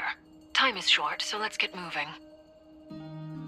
There's just never enough time, is there? Time is the bane of my existence. Ugh. Anyway, I'm gonna get back to work. All right, we'll do our part too.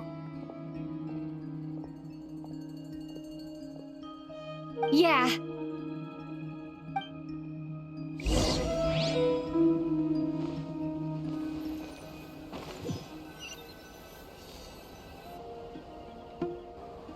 Albedo's theory says that elemental energy can dilute the light realm's power, but I'm no expert in building elemental defenses.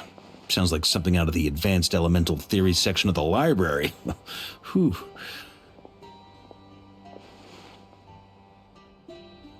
You seem quite troubled. Well, yeah. I mean, who doesn't get a little flustered when they're completely out of their depth? You were the very picture of confidence back when you approached the Hexen Circle.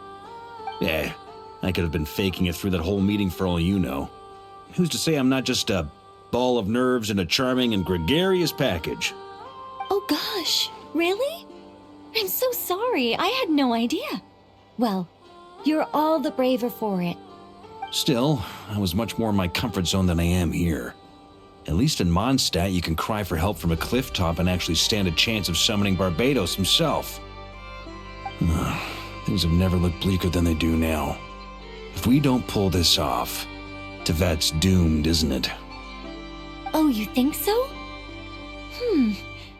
Actually, yes. Yes, it probably is. It's a shame. Don't put too much pressure on yourself. Tevat has faced annihilation many times in the past, but it also gave us you, didn't it? Hey, don't give me that. It's not like I'm anyone special. I disagree. Every human born in this world is special. We angels have always believed that. In that case, this humble human being has a big favor to ask of you. I thought you might say that. I'm sure Alice, in her great wisdom, sent you here precisely to help us in this difficult time, yes? Well, that has less to do with her wisdom and more to do with my power. Of course, of course. Well, the thing is, these elemental defenses we're about to build, I don't think it's a question of if they'll fail, but when. Durin's findings from his patrols make it clear that Dottore is constantly expanding his territory. First it was his lab, then the design bureau, and now this. It's not realistic to completely stop him encroaching on the rest of Nagrai. Rather, our goal should be to stall him for as long as possible. If Miss Sandroni's calculations are correct, well, they're the closest thing to certainty we have in this situation, so let's assume they are. Anyway, her calculations suggest that our best hope for victory lies in Miss Columbina's return. It's up to us to slow Dottore's advance and buy time for her to make a return. Are you asking me to help you with building the defenses? No. I'd like you to prepare for what comes next. When he eventually reaches us, we will have to fight him. You were an angel once and a mage now. I'm asking you to lend us your protection. Oh. Can I take it that you're triggering the terms you fought for during our three-way talks? Well, technically those terms were about protecting Mondstadt. But if you're happy to agree to the change in location, then yes, let's do that. You're cashing in on this much sooner than I'd imagined. Well, yeah. The way things are going, I might not get another chance. Very well. The mages have heard the knight's plea, and we will respond. To tell the truth, Alice and I had already discussed how we might help you all, so I didn't come empty-handed. I always like to be prepared.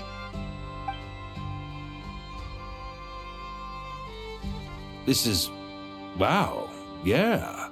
This is great. Seriously, thank you.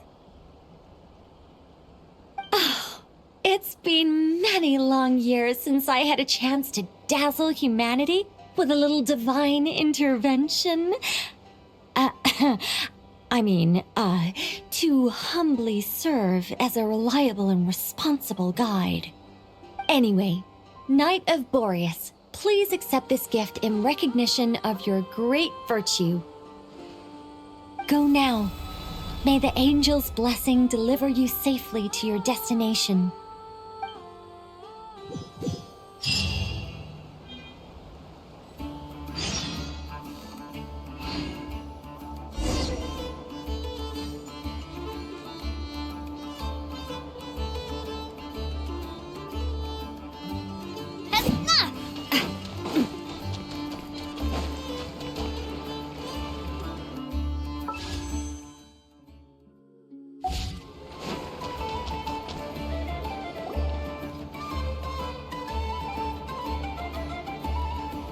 You're here. Sandrone! How are things going? Glad you asked. You two are about to become the first people to lay eyes upon my masterpiece. Or should that be the first person and the first, specter? Hey! Whatever. Come, feast your eyes on this. Wow! We've never seen something like this before! This meter displays the progress of my formula. Currently, it's still making the most important connections. Once it's finished running, I'll deliver it right to your side. And then, we can finally bring Columbina back. What do you mean, deliver it? Can't you just tell us over the Dodo communication device? It'll just be some numbers, right? Ugh, you're such a greenhorn. This isn't the kind of formula you solve in math class. It's a highly complex algorithm capable of constructing a framework of rules. Ugh, whatever. We'll be here all day if I start trying to explain it. All you need to know is the formula must be completed before we can bring Columbina back. I'll share the data with you. Nicole's agreed to let me use her information channel, so we just need to use the Dodo communication device like so. And there. Now you can check in on my progress. Wow! Look at that! You're amazing, Sandrone. About time you recognized my genius. Took you long enough. Anyway, that's all for me. You should check on the others if you have time. Make sure we don't have any weak links in the chain. That might sound harsh to you, but close supervision is a common practice in a Fatui. Not looking to catch anyone out. I just care about everything going smoothly. That's all. I'm kinda stuck here while the formula's running, so I need you to be my second pair of eyes in the meantime.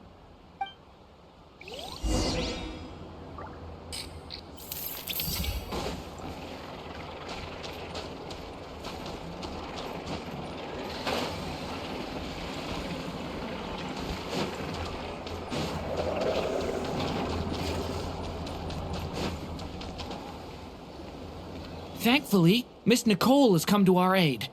Nasha Town is now looking very well defended. Golden Flame. Yes, that's Nicole's power, all right.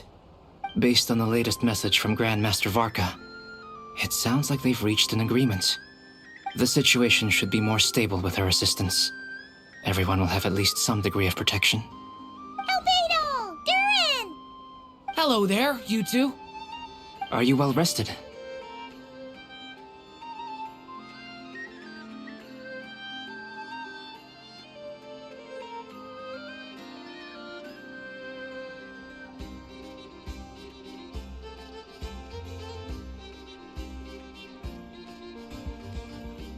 That's good to hear. As per the plan, Albedo and I will be in charge of Nasha Town.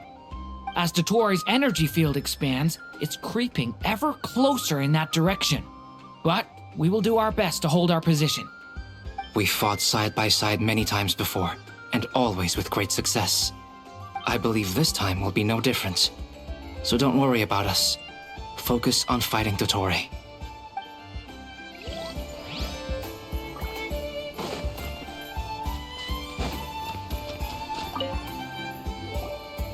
Traveler, Paimon, a pleasure to see you both. Flans! How's everything coming along? Fairly well, if I do say so myself. Personally, I am ready to confront Dottore head-on. Ooh, you sound much more serious than usual. To be honest, I am not usually fond of exercising my full strength. For one thing, it's hardly conducive to maintaining a low profile. Besides, I believe one should have the right to choose when to show their hand. I am conserving my strength until the moment of battle is upon us. Anything to boost our chances of victory. Seeing you get into the zone like this really puts Paimon at ease. Huh, Traveler? I consider it an honor to have your trust. Rest well. I look forward to seeing you both in your element during the battle.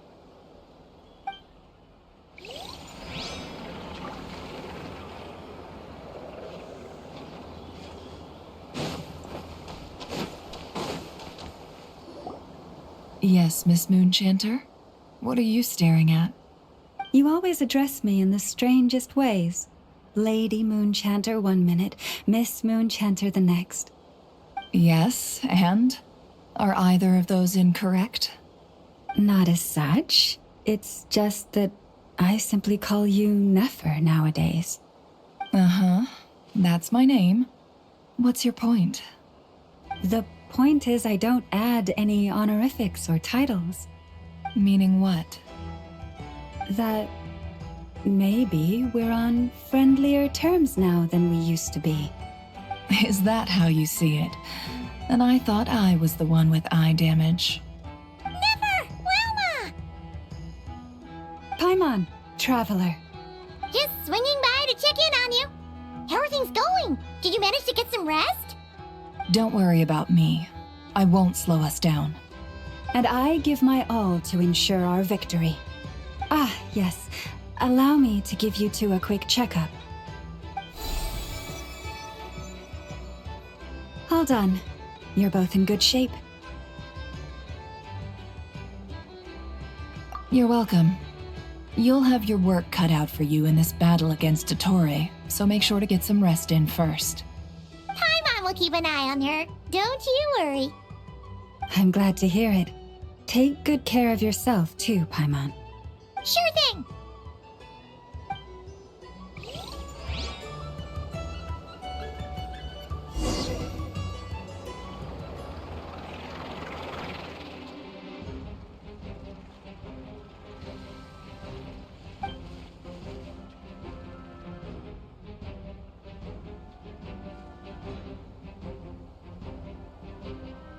Here they come.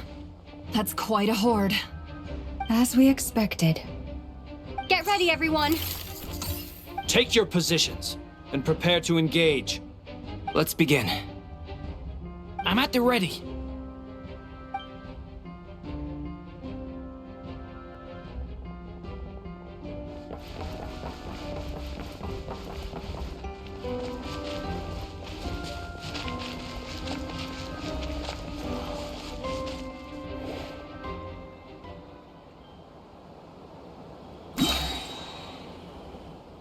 What a waste of time! Fix your skull! Water jet! Close your eyes. The long sleep beckons.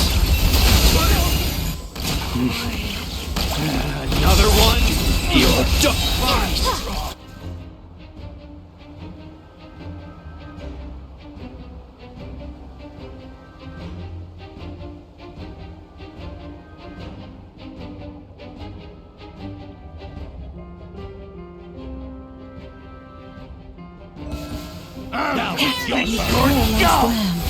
These creatures cannot stand against us. Oh, fighting talk. Just don't let your guard down. That goes without saying. I'm hardly the risk taker in this group. Excuse me? With one heart, we pray. The mystery unravels. No more lies. It all adds up. You poor lost lamb.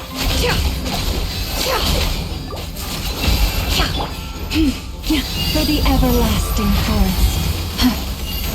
The deception ends here. Can't hide the truth. Leave it.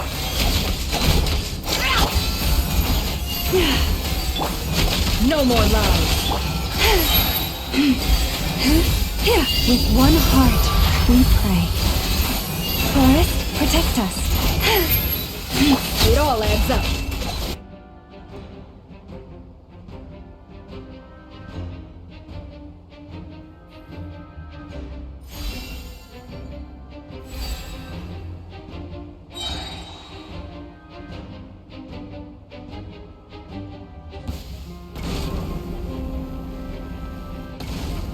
Witness my great undertaking! Burst forth! Decay! New life!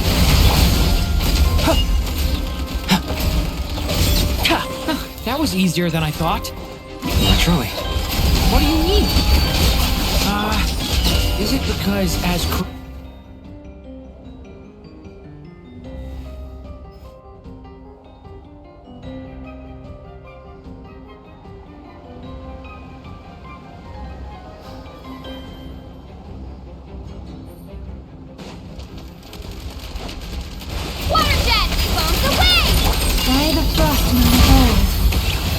Seek within.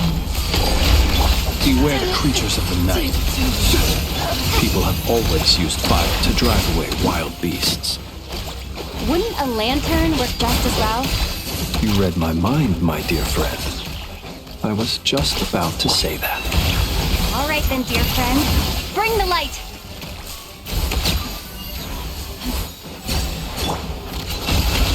Be silent. Observe. Be silent. For the everlasting forest, you poor lost lamb. Wipe out! Water jet! No more lies. The mystery unravels. Can't hide the...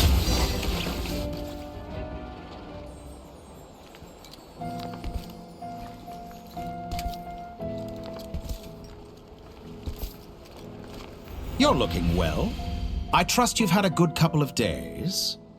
Dottore. It's actually a good thing, in my view.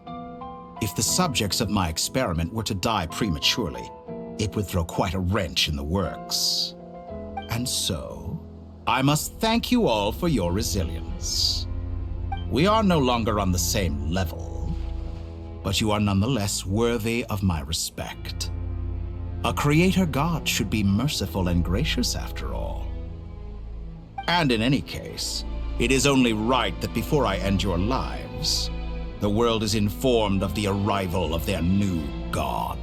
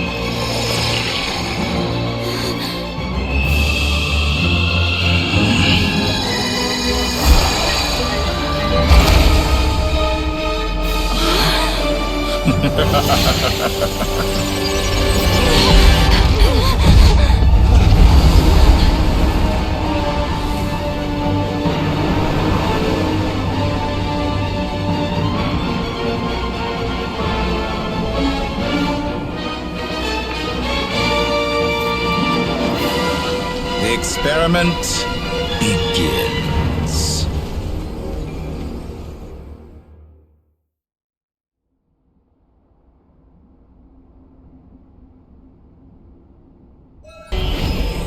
With the marrow of the 3 moons in my hand, behold the false moons fall!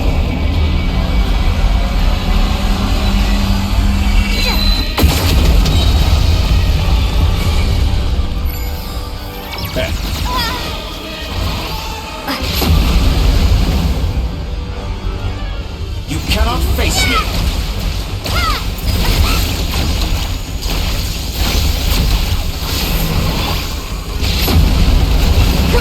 No more. Close your eyes. Observe. Can't hide the truth. By the frost moon of old. How dumb! Protect.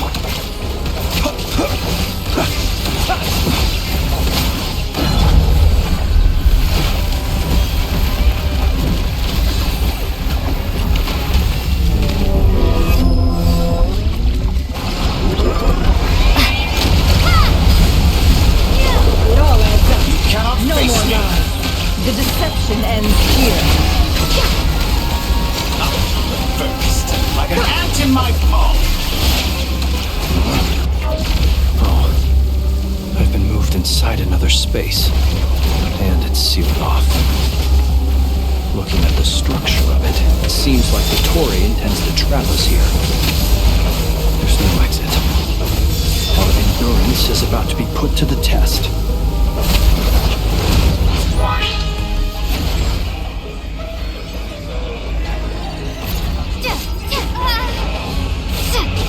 It all adds up.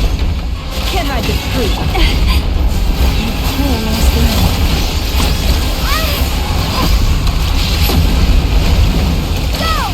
It all adds up. Be shackled!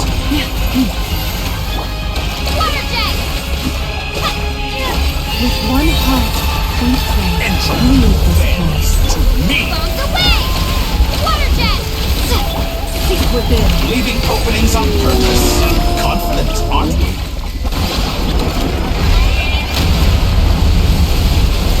Can't hide the truth. With the marrow of the 3 moons in my hand, behold the false It all moons adds up. fall!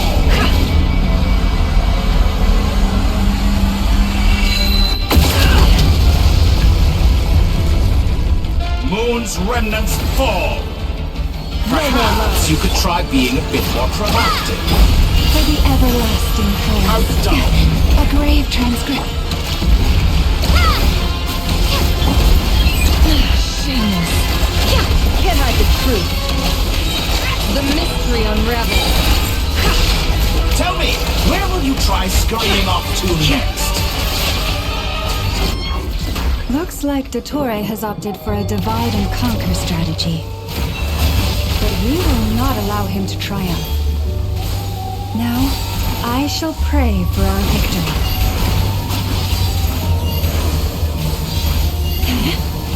Receive my blessing. Entropy bends to me! Such a simple attack, and you're already strong. It all adds up. No more noise. Pathetic.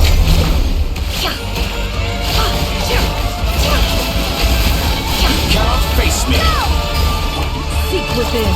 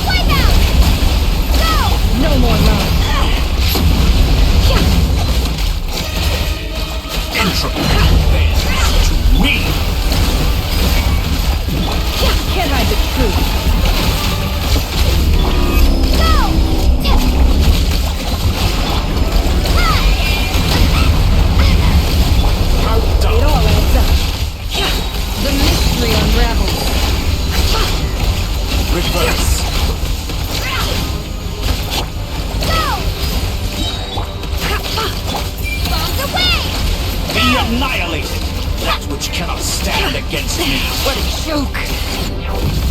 What's this supposed to be? A knockoff version of the space Columbina got trapped in? There really is no way out. We'll see about that, Dottore.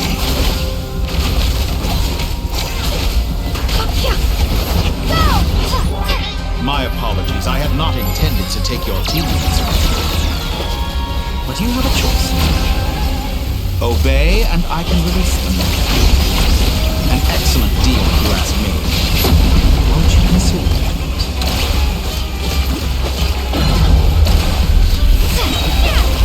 Water jet!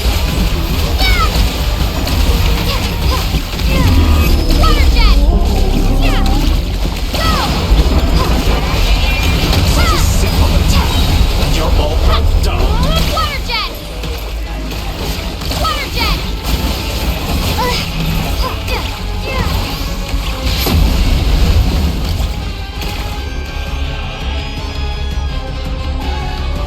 I'm aware you've been working on some little tricks to surprise me with, but it appears that none of them have come to fruition. My guess would be that you're trying to bring Columbina back. But then, where is Sandrone?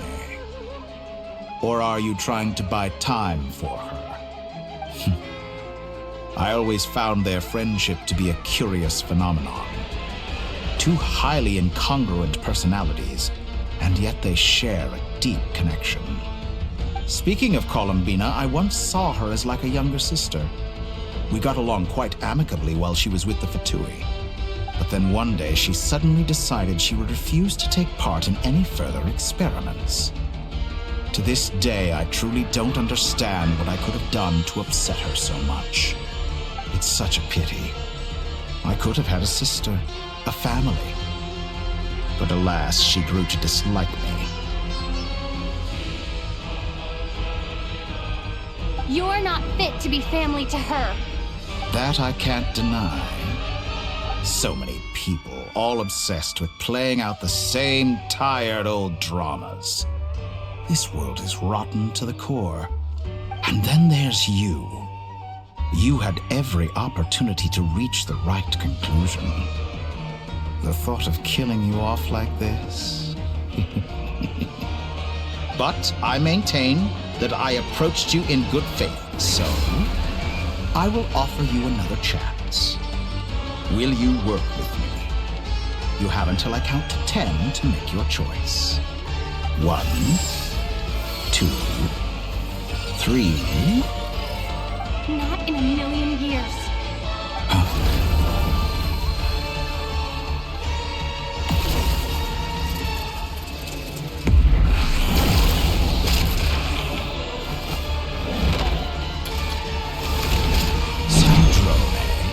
What a pleasant surprise. I didn't think you'd join us all the way up here. You're as sick and twisted as ever. Don't fool yourself into thinking anyone's grateful for the chances you're offering them. Sandrone, the formula hasn't finished running yet. Funnily enough, I was just discussing a collaboration opportunity with the Traveler, and then I see you, who I must say is a good example of an opportunity gone to waste. Gone to waste? I said that everyone would get one chance, and you've used yours to march right back into the lion's den. So yes, it's an utterly wasted opportunity. And what makes you think I believe a word that comes out of your mouth? I was planning on disposing of your little formula after wrapping up more urgent business here. But since you've taken the trouble of serving it to me on a silver platter, I can simply bring it forward in the schedule.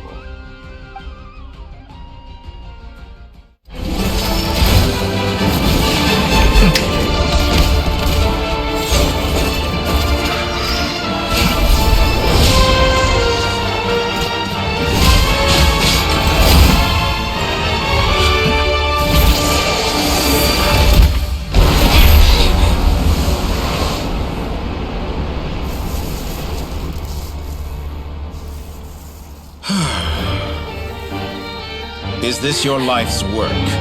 This piece of trash?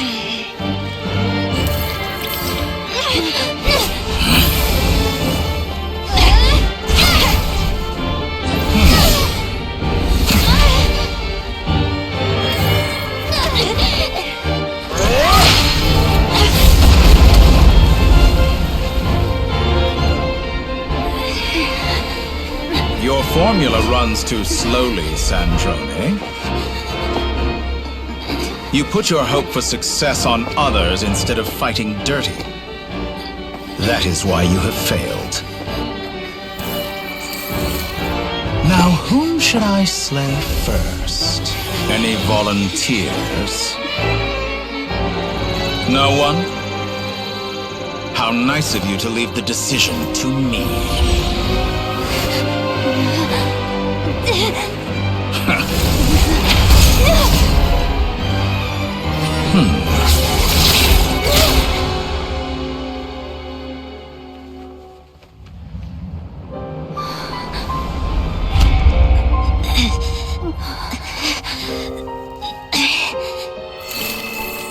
Oh, how unexpected.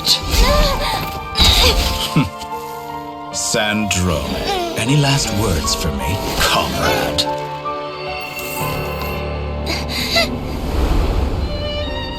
Is there anything you wish for? Not really.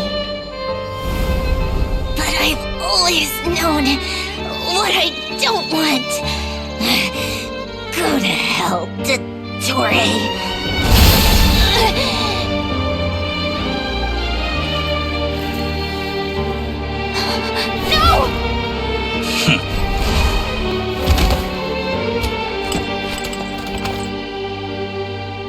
And now, you have failed.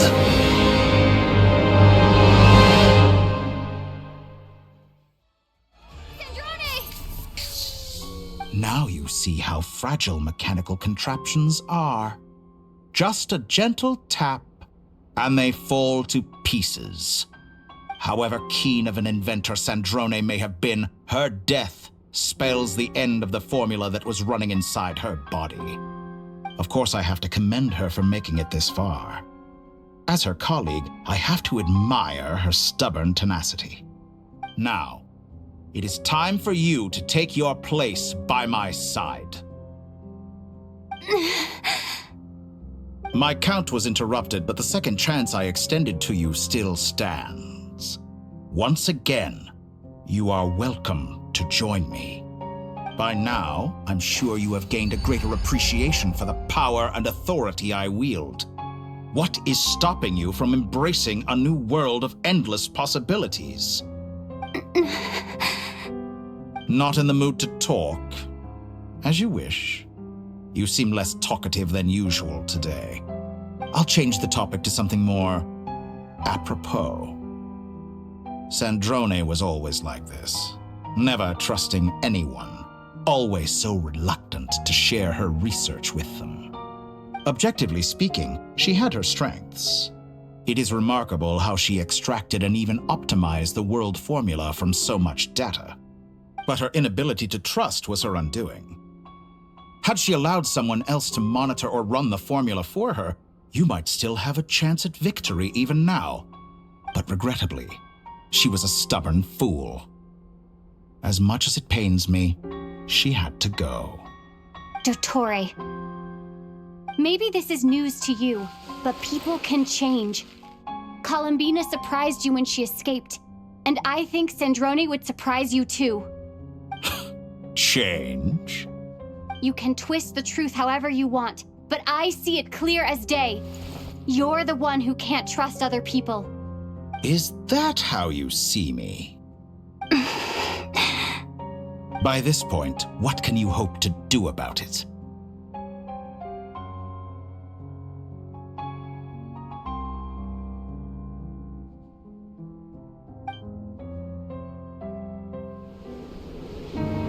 It is pointless to fight on. You've already lost. Wrong. You can't win this, Dottore.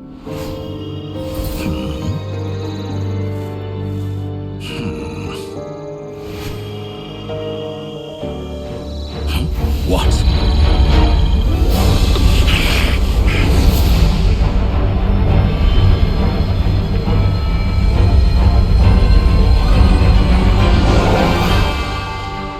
My formula can get us 90% of the way.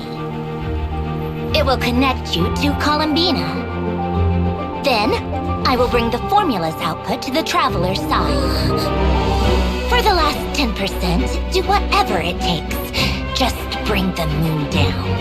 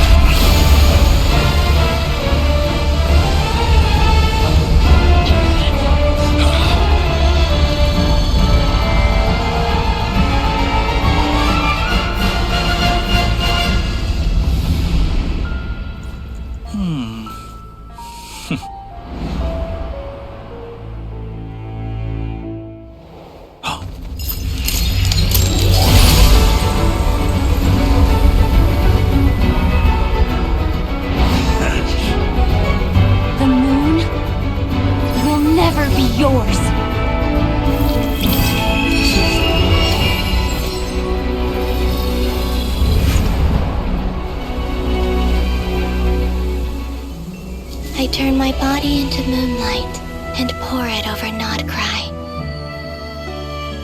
My soul, I leave here to inform my future friends. Lastly, I will hide the Trilune Authority within the Frost Moon. And when my body, soul, and authority are reunited, finally...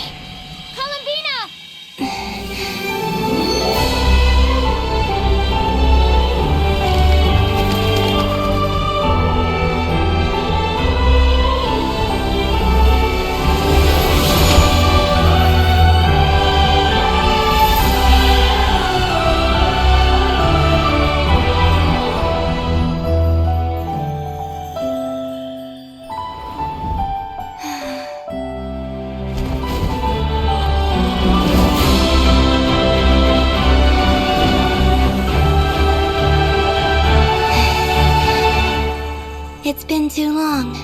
I'm back.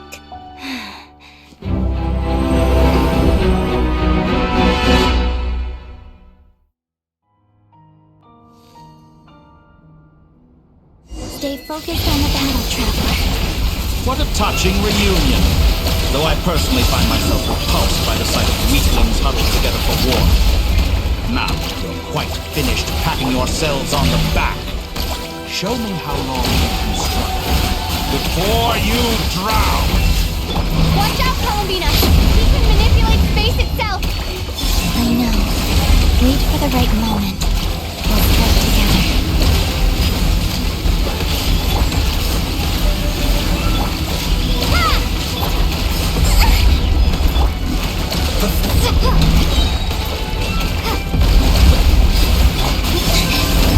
Entropy!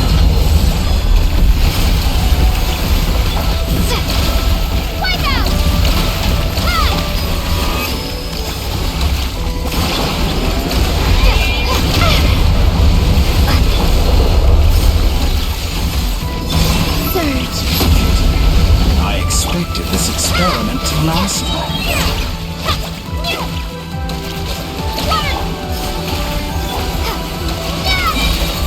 Enough!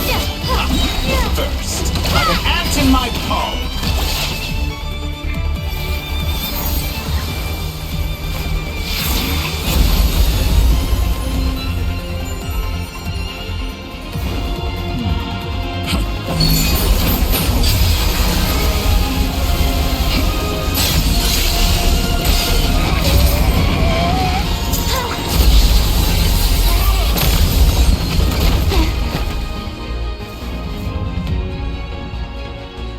I grant you the new moon's blessing.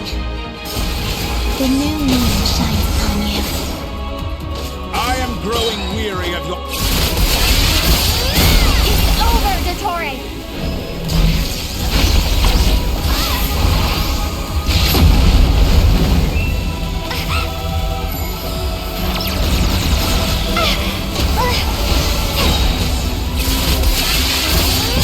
Time to pay for your heinous crimes!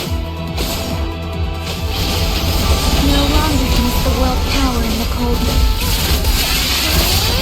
Our future is not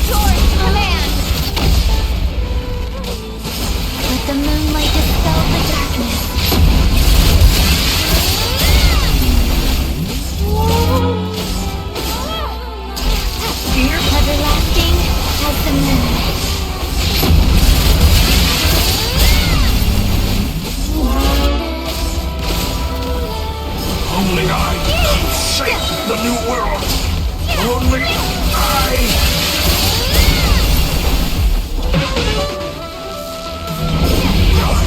shape the new world! Only I...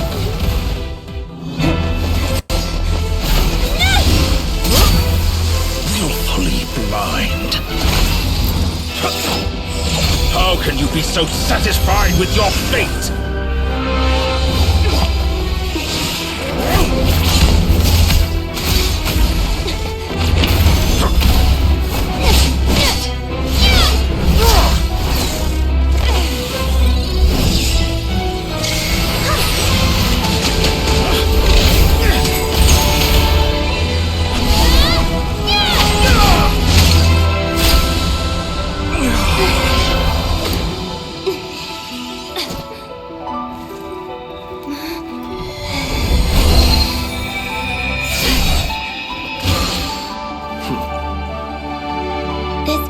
Was never about fate. It's about friends, family, and the home you stole from them. So dull. Only the weak rely on each other for comfort. You shall see. Once I transcend fate, you will be nothing but fodder for my grand experiment! That will never happen.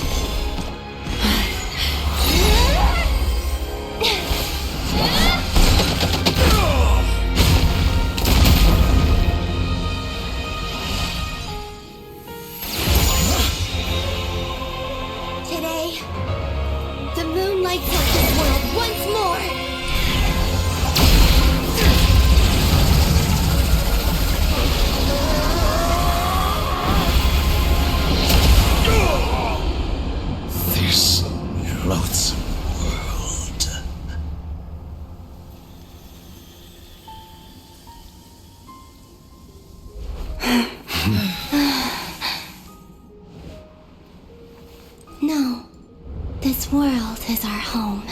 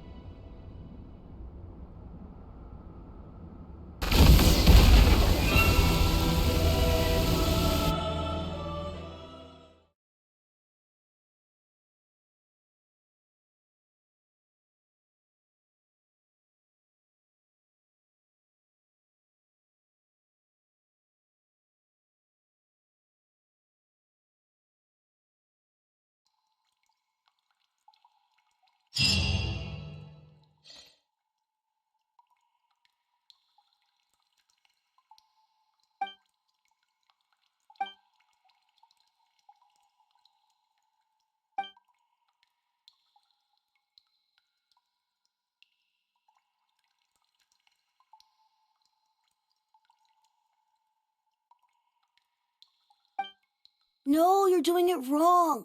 The moon looks like the— What are you drawing, children? The new moon, Mom! It looks different than before, also... All right. I suppose today is a special day after all. Almost like a festival. Extra, extra! Get the latest Nasha post-disaster report! Nasha Town reborn beneath a new moon! The voyage begins today! The future looks bright thanks to the League. Want a copy? I knew things would be different, but I didn't think that would include the moon. They say a new moon goddess has been born. A new moon goddess? Who's saying that? The Frost Moon Scions? I guess so. I'm not too clued up on the details. As far as I'm concerned, the moon's still in the sky and it's business as usual. Hey, since we've come all this way, shall we grab ourselves a free meal while we're here? Are you a convert now? Or are you just here for the free lunch? Oh, come on. What does it matter? After everything we've all just been through? That smells good. All right, that's it. I'm hungry. Time to eat. Come on! We gotta get there early, or there won't be any good spots left! Shh, keep it down. This is a residential area. What if people are still sleeping?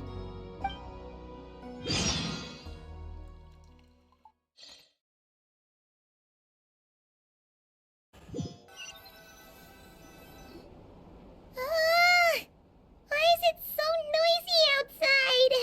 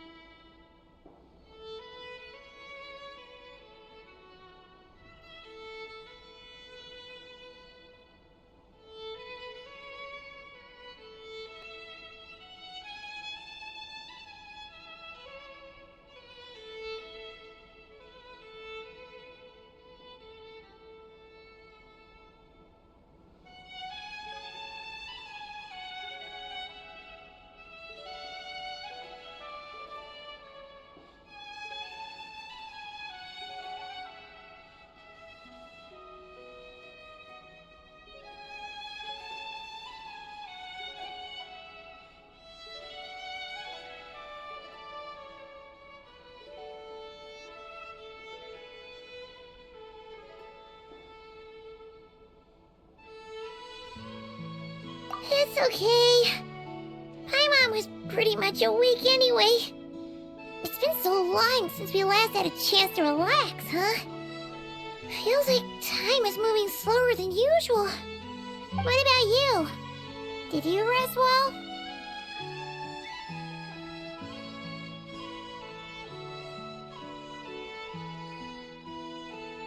Still winding down from everything that's happened? Or are you wondering how our friends are doing? Or is it... Okay, if you say so. But don't push yourself, alright? Let Paimon know if you need to talk. What we just went through was... a lot. It's totally normal if you need some time to get back in your groove. Luonatar disappeared after Columbina came back. Apparently, she was part of Columbina's soul or something. Still, Paimon kind of missed it. Anyway, you did great.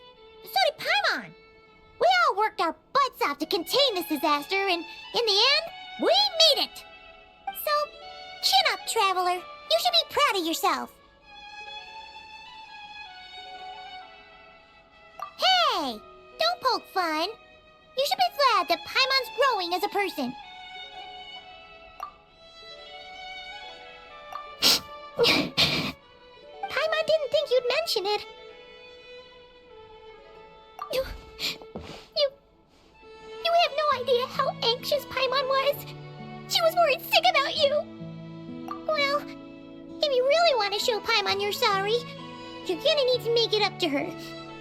You better be ready to splash out on a lavish meal.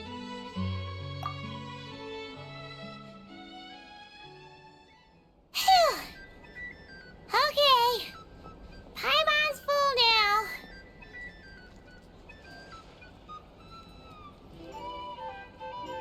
Huh? Oh, well... Hey there, Traveler and Paimon! Good morning! Morning, Yehuda! Here for some breakfast? Oh, I've already eaten. Just need some water.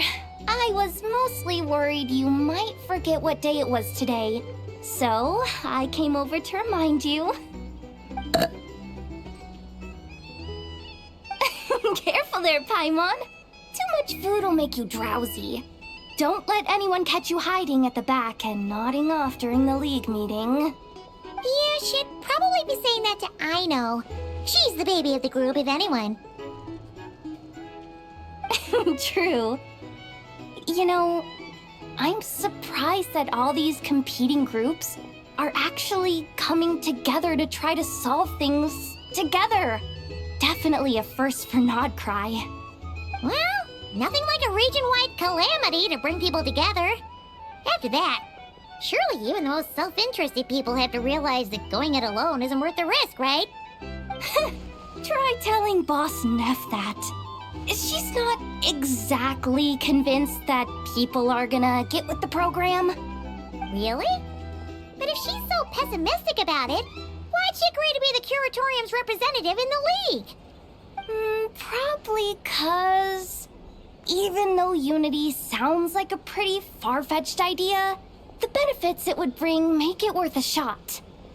I think things will work out, though. I swear, Notcry feels like one big family now with everything that's happened. More than it used to, anyway. Paimon's with you on that one. And it seems like plenty of other people agree, too. Just listen to the bustling streets. All right. Everyone's been rebuilding these last 2 weeks, and the evacuees have been coming back in droves. Life's slowly returning back to normal. Which means my workload's probably gonna shoot back up. Were you about to head out? There's still some time before the ceremony begins, you know. Yeah, we were gonna take a stroll around the square and say hi to some friends first. Sounds good. See you later then.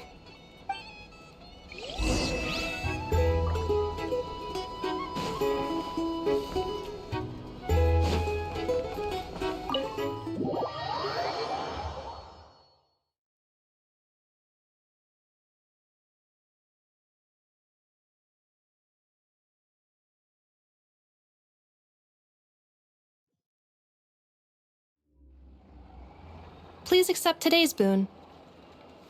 Have a nice day. Are Paimon's eyes deceiving her? Or is that Inefa handing out food for the Frostmoon Scions? Hello there. Would you like a feast of the moon along with some snacks of the day?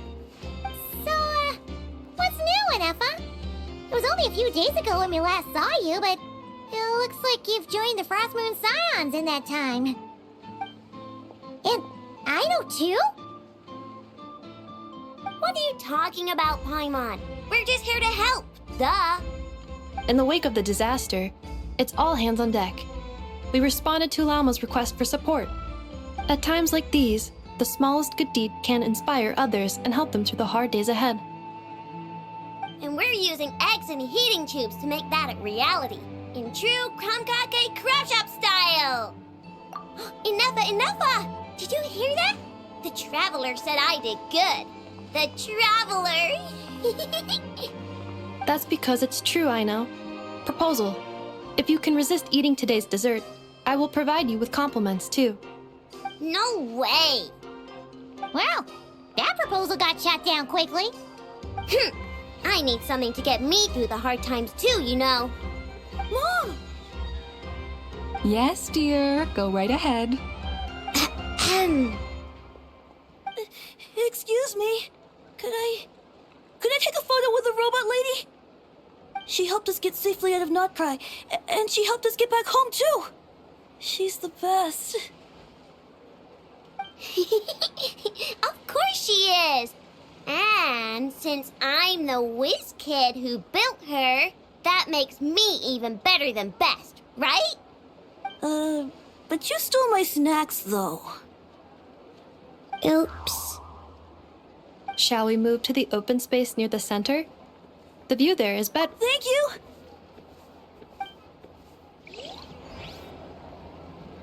Aren't you the better pick for this job, Flintz?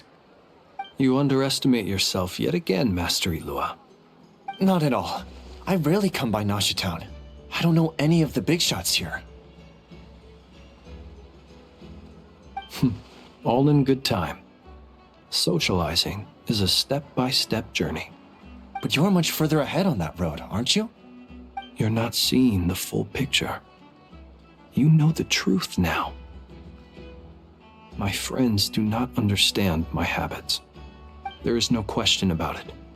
The Lightkeepers need a representative in the League. Someone who is upright, cares about other people, and can realize their self-worth through group action. You say it like you wouldn't make the cut. I am most flattered that you think I would. Sigh a little less, Master Ilua, and have more faith in yourself. all the Lightkeepers agree that you're a very promising young man. That is precisely why Starshina and Nikita felt safe delegating such important work to you. I'm sure we all also agree that we would sooner die of dehydration than manage to wrangle anything out of you in a discussion. My apologies. I am not in the habit of bringing water with me when I go out. Whatever. I'll take the job. By the way, who else is part of this? Oh, it's quite the who's who of Nodcry. There's the Moon Chanter of the Frostmoon Scions, the boss of the Curatorium of Secrets, a representative of the Voynich Guild, and even someone from the adorable Kromkake craft shop. I'm sure you will find speaking with them to be a genuine pleasure. If you say so. I've never done this work before, so I'm honestly a little scared of making mistakes. But I'll do it. Not only is it our duty as Lightkeepers, but because I want to make Nodcry a more welcoming place. An admirable attitude to take. The beacons are lit, Itlua. We're but one step away from breaking through the blizzard. We have the chance to band together and build our shared homeland into an Elysium. This is unprecedented for Nodcry. An opportunity not to be missed. Yeah. You're right. I'll do my best. Quite a few familiar faces have arrived. Let's go, shall we?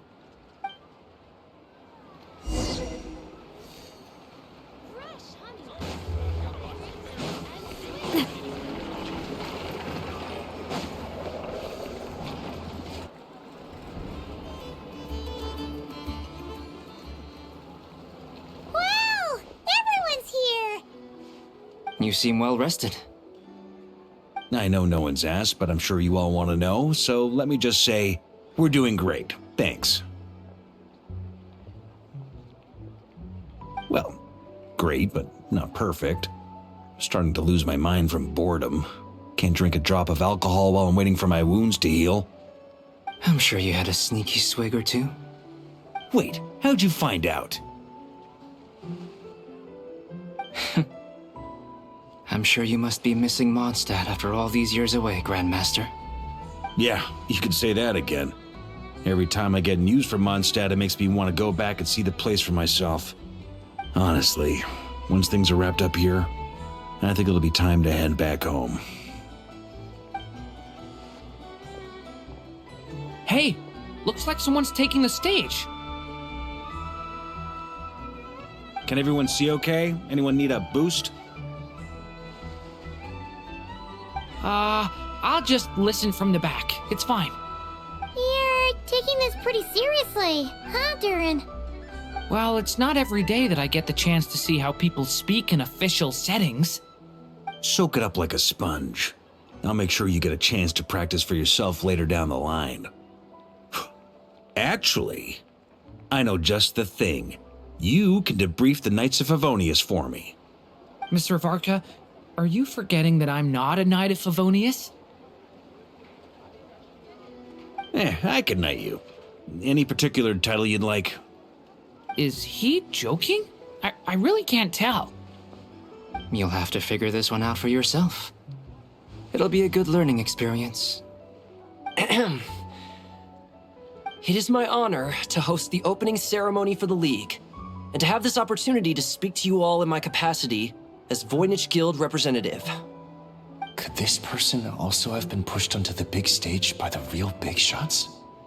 Guess I'm not the only one then. We come here today, having weathered the trials and hardships of yesterday, and having learned from them the importance of unity and cooperation. All right, here we go. Uh-oh, looks like Aino's off in Dreamland already. Wait, Boss is looking kinda drowsy too. What's up with her? Come on, get this speech over with already. Nodcry is our home, the land we rely on for survival. And as we chart a course for the future, may we persevere through the storms ahead as we sail towards a new era of prosperity, freedom, and hope.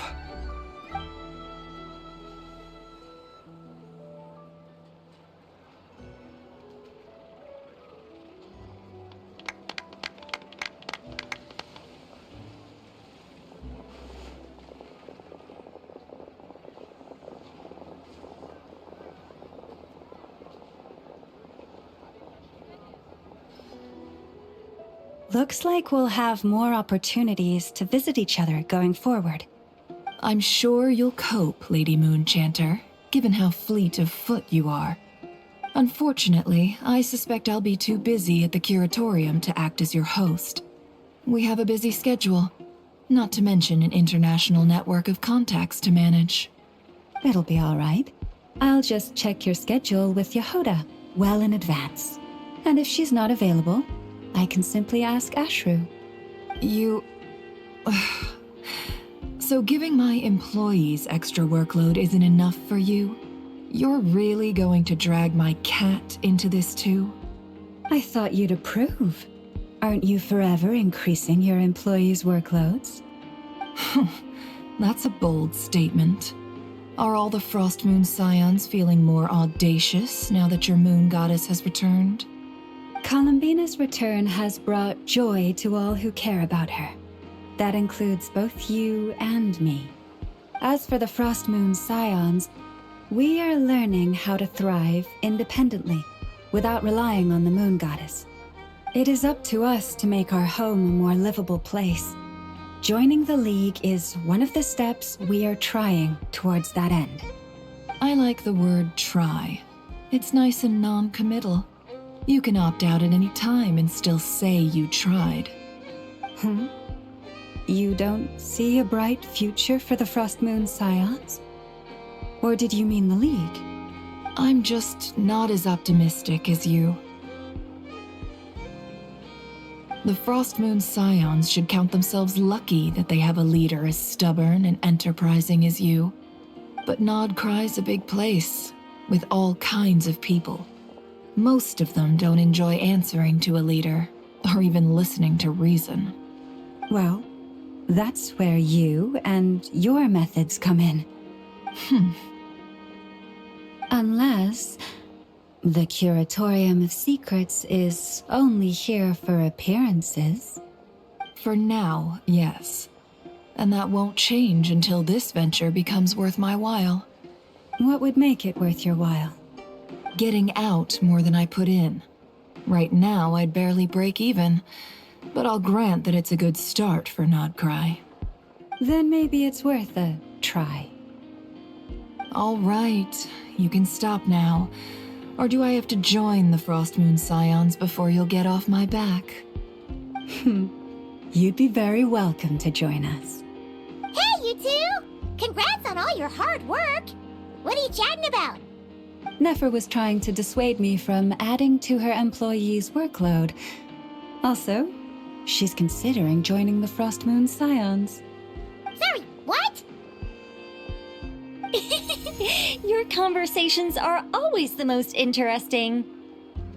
Would you two care to join me for some tea before...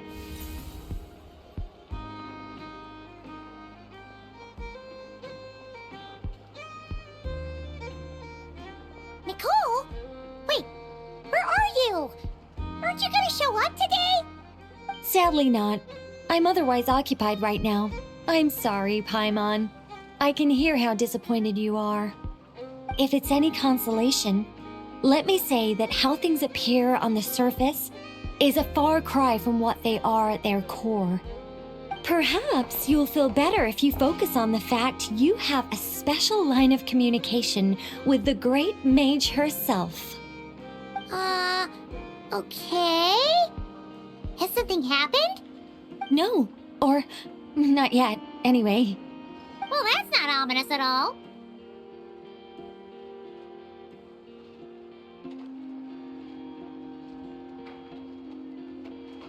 Not for the time being. Just think of this as a general check-in to make sure this communication system is still running smoothly. Besides, it's good to chat once in a while if we want to maintain our friendship. You could have just said so. Paimon got all worked up for nothing. Still, the best friendships are built through face-to-face interaction, you know. It's never gonna stop being weird having tea with you when you're not there and just talking to thin air. All right, fair point. I'll bear that in mind for next time. Yeah. Any update on that crisis at the world's borders? Alice just informed me that they had their work cut out for them, and now everyone's thoroughly exhausted. But they did finally get things back under control. Still, we can't let our guard down yet. The disruption caused by this disaster has made Tevat easier to detect from the outside universe. She plans to wait for things to stabilize, then reschedule her Mondstadt vacation plans. As for me, I agree with Hat Guy's perspective. This is a time when many new variables are emerging, and the situation is changing constantly. Plus, most of this change is for the worse. We have to remain vigilant and ensure that the embers of chaos are not rekindled. I did notice that the energy in Nodcry changed somewhat after the War of Funerary Flame, but since it was still aligned with the Light Realm, I never gave it a second thought. It looks like I'll have to examine the connections between phenomena I observe more closely in the future.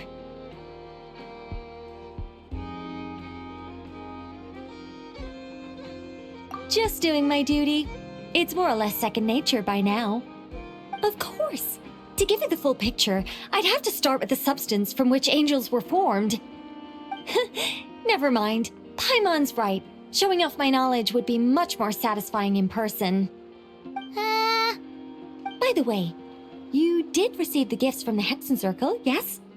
I'm not trying to claim credit or anything, but my pride demands that I at least mention it. They're quite similar to the protective talisman that Alice gave Dory, but with some very special enhancements. Oh! So that's what kept our friends safe when Dotori trapped them! Indeed. We went to great lengths to make sure they were invisible to his eyes.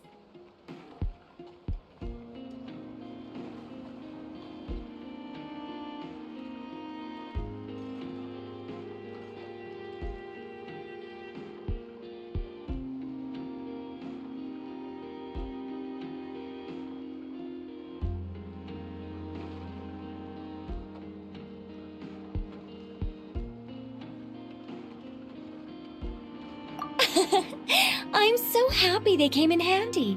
Still, not fishing for gratitude, by the way. I just want you to be aware that sometimes your friends may be protecting you in ways you cannot perceive. Anyway, I'll contact you if anything else crops up. If not, you know what they say, no news is good news. Oh, my angelic instincts are tingling. They say you should head to the docks next. Your friends are about to board their ship home.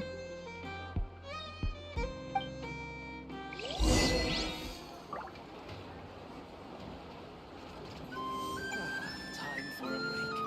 Oh, this place looks perfect.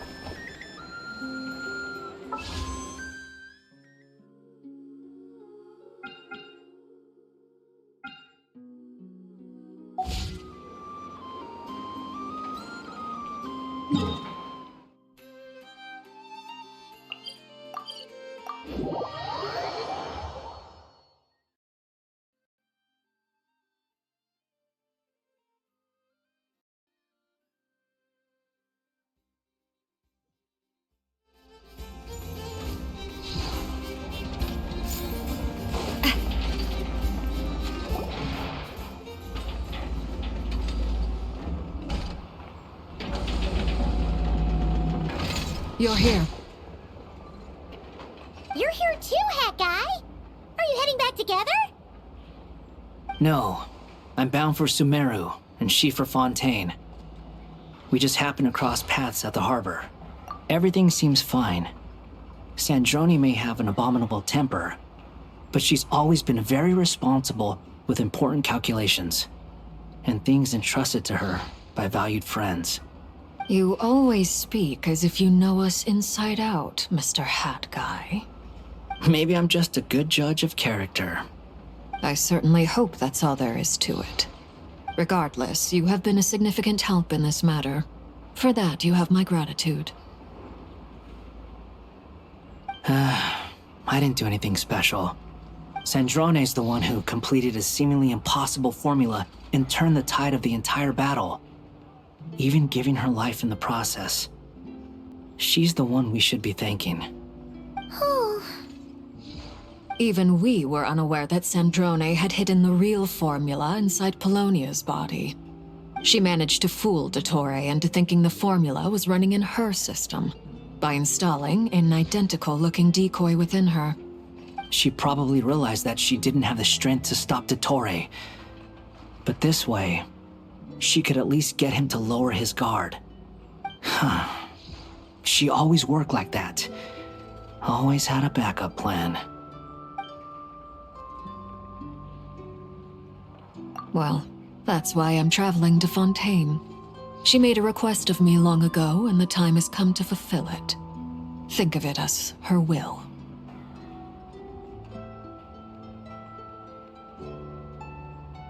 She said that should she ever fail in a mission, she'd like me to deliver her core and Polonia's to the Fontaine Research Institute. She also mentioned that she had made arrangements for people there to set her affairs in order. Some of her personal effects, such as her notes, were left to me.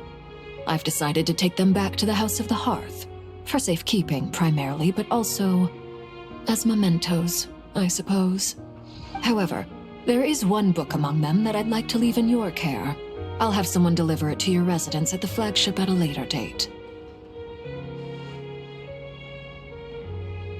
No, I was specifically warned not to tell her. This is her last wish, and I will abide by it.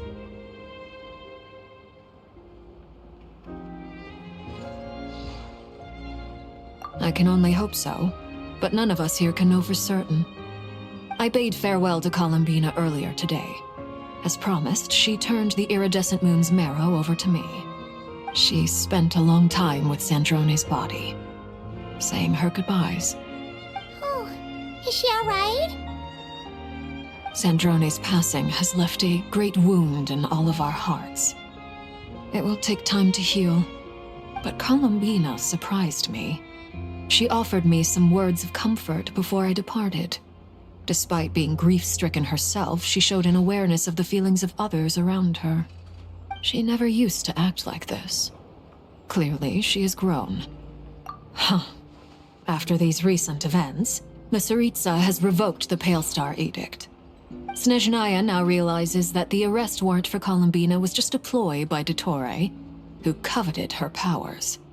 I shall return to Nodcry to see her as soon as I find the time. I hope that from now on, she too will explore more of the world. Columbina Hyposelenia's journey is only beginning. My ship is here. Traveler, Paimon, we shall meet again. You too, Hat Guy. What are you still bumming around for? Isn't Columbina waiting for you? I thought today was the day you'd agreed with her to go find out the truth about your sibling.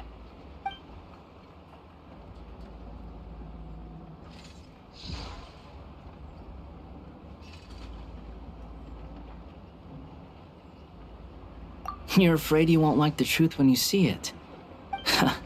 Well, this is new. I was starting to think that nothing could scare you. Don't say that! Wouldn't you be if you were in this situation? Fair point. But I'd say I have more experience facing up to unpleasant truths than the Traveler. They say blood's thicker than water. I know how much you need your family back. More than you need any of your friends. And I'm sure that all your real friends understand that too. No matter what the truth turns out to be, they will stick by you and support you, whatever decision you make. Finding the truth is important. But more important still, at least, that's the life lesson I've learned from my experience, grappling with the truth. What? Now that Dottore's dead and gone? A little, I guess. But it hasn't solved everything. Maybe I regret not getting to end his life with my own hands. Or maybe it's something else. But for whatever reason, I still feel like I have a chip on my shoulder. Either way, I'm going back to Sumeru. Lesser Lord Kusanali is gonna need help dealing with all the chaos Dottore left in his wake. Not just from this incident, but everything he did in the past, too. You should continue with your journey, as you've always done. Who knows? Maybe we'll meet again someplace else. So, what should we do now? If you want to explore a bit more to steady those nerves, Paimon's game! After all, when Columbina said she knew where your ship was hidden, Paimon promised to give you two some alone time with the truth. It hasn't been all that long since we were last apart, sure, but with Columbina there, Paimon's sure things will be just dandy.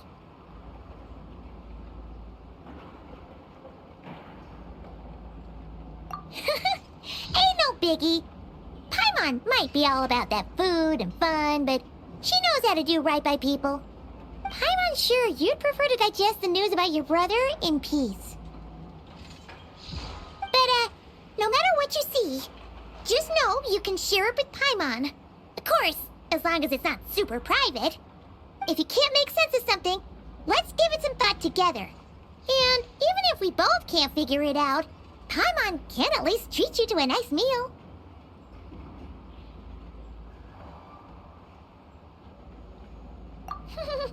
Glad to hear it. Feel better now?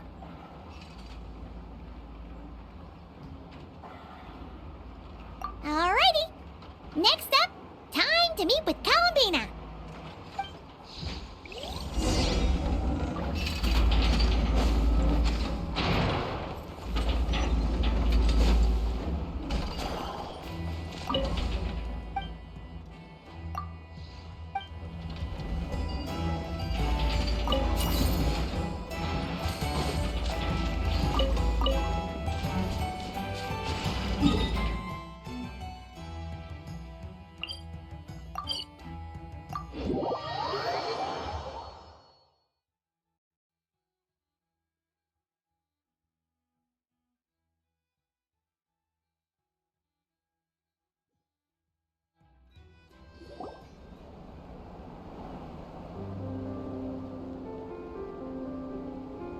Columbina, we're here! Can't quite believe we're meeting out here. We've gotten used to walking over to Silver Moon Hall whenever we go see you. Well, you're still welcome to go there whenever you want to see me. It's just, now that it's all over, I've decided to make some changes. Try and fit in with the Frost Moon Scions, like Lama suggested. The older generation are still timid around me. They don't dare get too close, and they bow their heads when I walk by. But things are much better with the children. I see more curiosity in their eyes. Hopefully, by the time the next Moon Prayer Night comes around, I can enjoy the festival with them as myself, without having to pretend that I'm only dressed up as the Moon Goddess. You'll do fine, Columbina. Paimon's sure they'll realize you're super nice once they get to know you better. You really think so? When we first met, you thought I was a little up in the clouds. We were just starting out then, come on! So Lama told you, huh? I'm only teasing. I know that I have you to thank for pulling me back down to solid ground. It feels good to finally stand firm on the earth where I was born. Oh, that's great!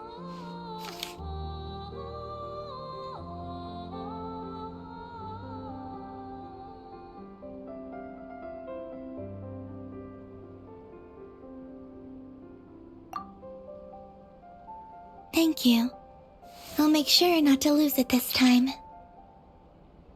Well then, are you ready? Ether, what happened to our spaceship back then? Why did you leave? It's time to learn the truth at last. I'm ready as I'll ever be. Good. Then let me open the way for you.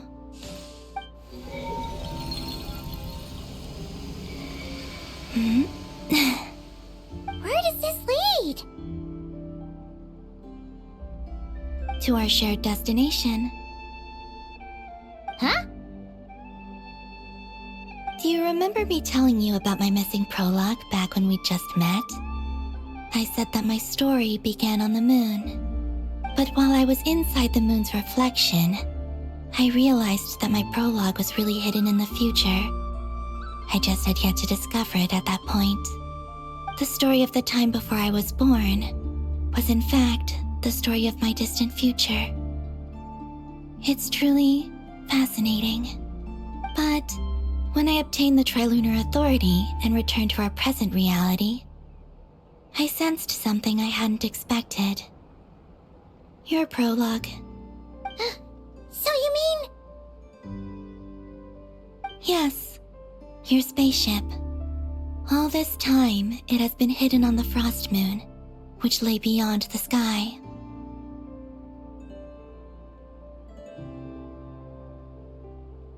The great ruler of the firmament. The heavenly principles. Wait, them? Why would they do that? I don't know. Perhaps your ship contains something that is incompatible with Teyvat. Or something that cannot be known. Oh, did I pick a bad time to say this? I know it must have been hard to work up the courage to do this. Maybe I should have waited until you were on the moon, with no chance to back out. That would have been kind of mean, you know.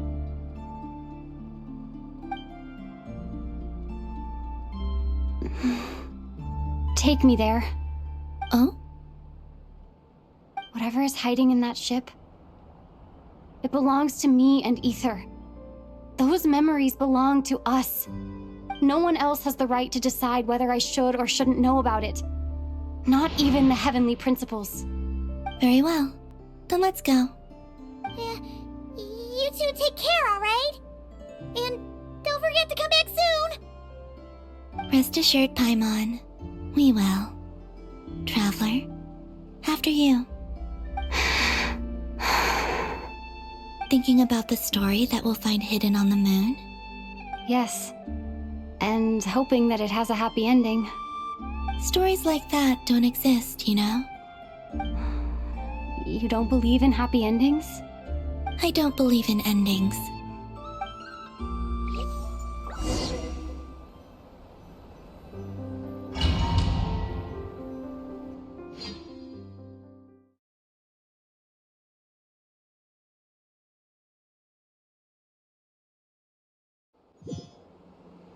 Where am I? This is the pathway I built between Teyvat and the Frost Moon. The moon is very far away from us, so it could be a long journey.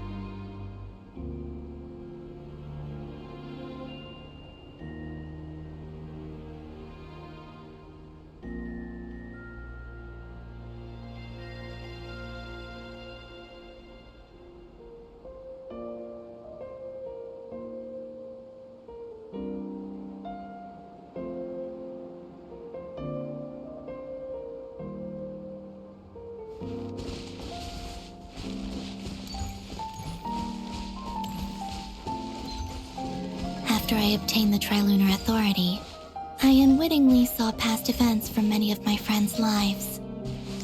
One was Lauma. She was so young when they chose her to be the Moon Chanter. From then on, the Frost Moon Scions looked to her to bring messages from their goddess. But, for better or worse, I had left Hisi Island before she was ever born. It was not until much, much later that she met me. I think it's for the best. Because of the way things turned out, you had the opportunity to become friends. You're right. In that sense, I think we were both very lucky.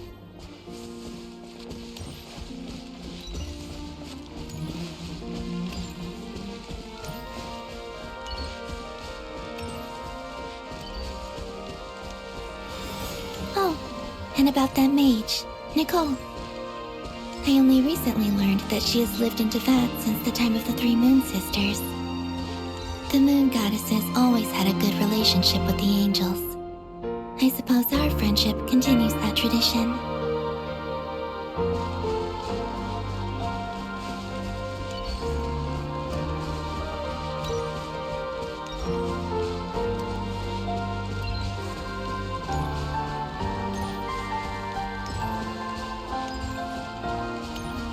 And then there's Sandrone.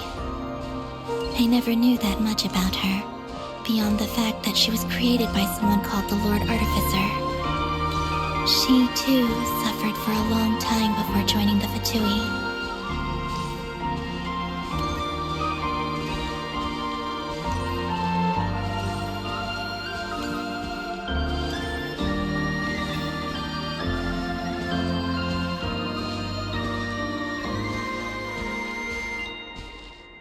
How I wish I could talk to her again, even if only to hear her say nasty things to me.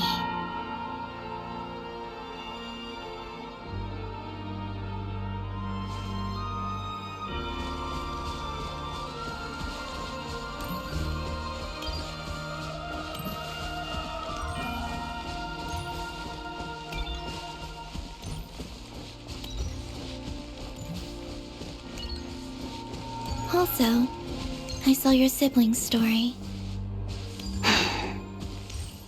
I'm afraid I didn't see much. It seems that he rarely came to the surface, where the moonlight shines. But I did notice that back when you first set out on your journey, he would often appear nearby, gazing at you from afar with a guilty look in his eyes. Ether. Let us speak no more of the past. I probably shouldn't reveal so much about my friends. It's not my place. Let the moonlight carry us forth. We are very close now.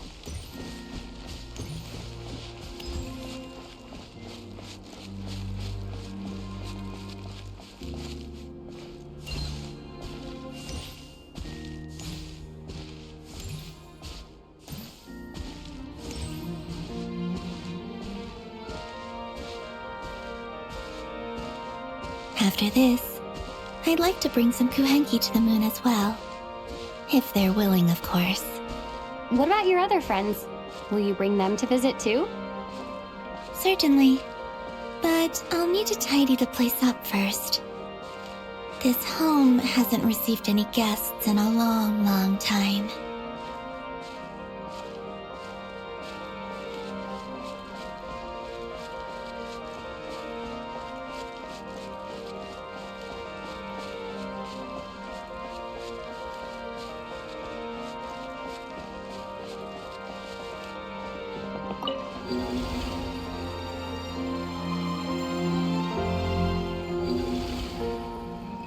I remember writing something similar with you on Moon Prayer Night. I believe it was called Dodoko's Whirligig. Yes, that was it. You asked me if I was afraid to return to the moon, and I said that I was. The idea that I had gained something precious, only to lose it so quickly. That frightened me. But I'm not afraid anymore. Besides, this time, we're traveling together.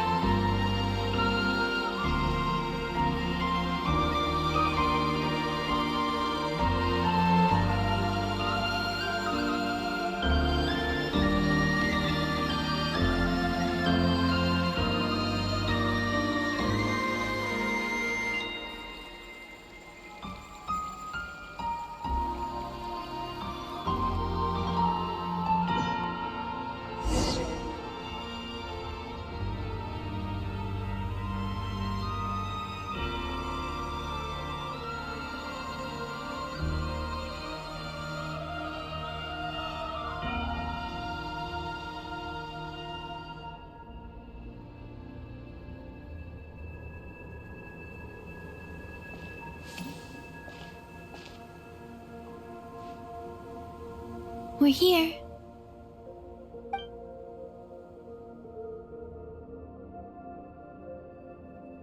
Over there.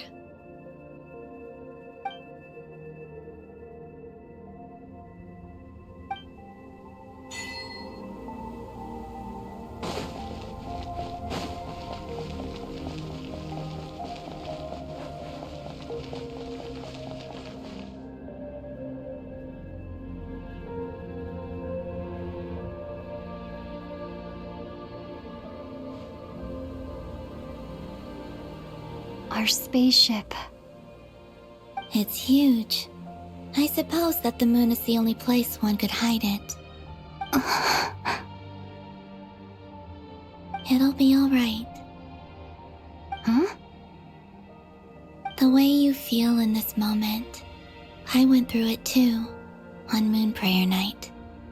The door was right in front of me, but I struggled to find the courage to step through. Solitude for me once meant living a life in which even I was absent. Before I met you, that was the only life I knew. But that night, solitude meant throwing away the life I had gained after meeting all of you. Oh, Columbina. Go. Retrieve the part of your life that was once lost. Trust me, you will lose nothing by doing so. Look, Teyvat is right there. All of our friends are down there, waiting for us. You're right. Thanks, Columbina.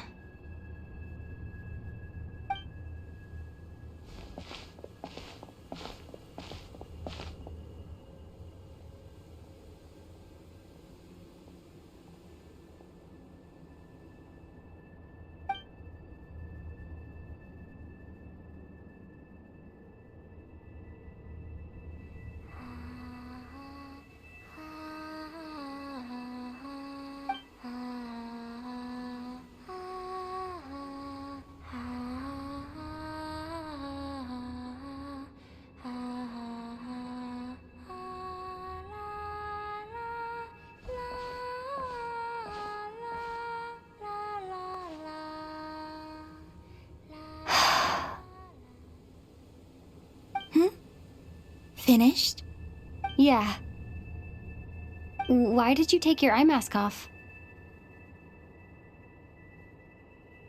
Well, since my return, I've decided to take more opportunities to see the world with my own eyes. Besides, I've always wondered how Teyvat looks from the moon. And what do you think? It's beautiful. I could spend a whole day here just gazing at it. What about you? What do you think of the truth you found? I haven't looked at another person's expression in a long time, but I think yours is saying it was neither good nor bad. Keep this up, and it won't be long before you give Nefer a run for her money. Oh, I don't think that's going to happen. I'm much more used to sensing what's going on around me with Kuvaki. I think I'll save my eyes for seeing special moments I really want to remember. I read the spaceship's flight logs. I always assumed that this was my first time in Teyvat.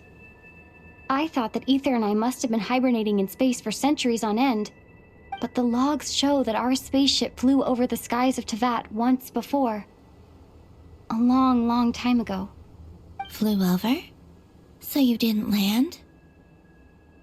No. The ship barely came to a stop before flying on again. After that, it continued traveling through space for a long time. Some of the data is corrupted, but I suspect that it kept flying for thousands of years. It was only after that that the ship made a forced landing in Nodcry. When Ether found me, he came from outside the ship. Could this mean that he left the ship long before I did?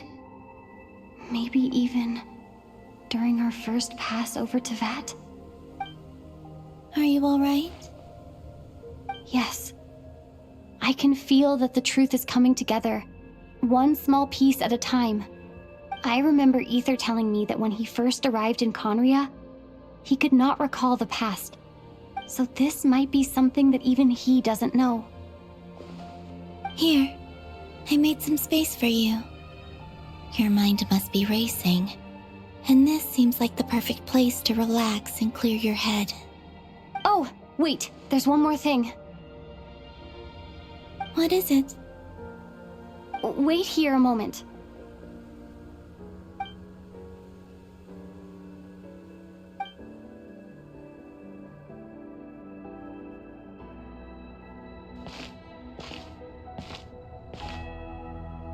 Hey, Columbina.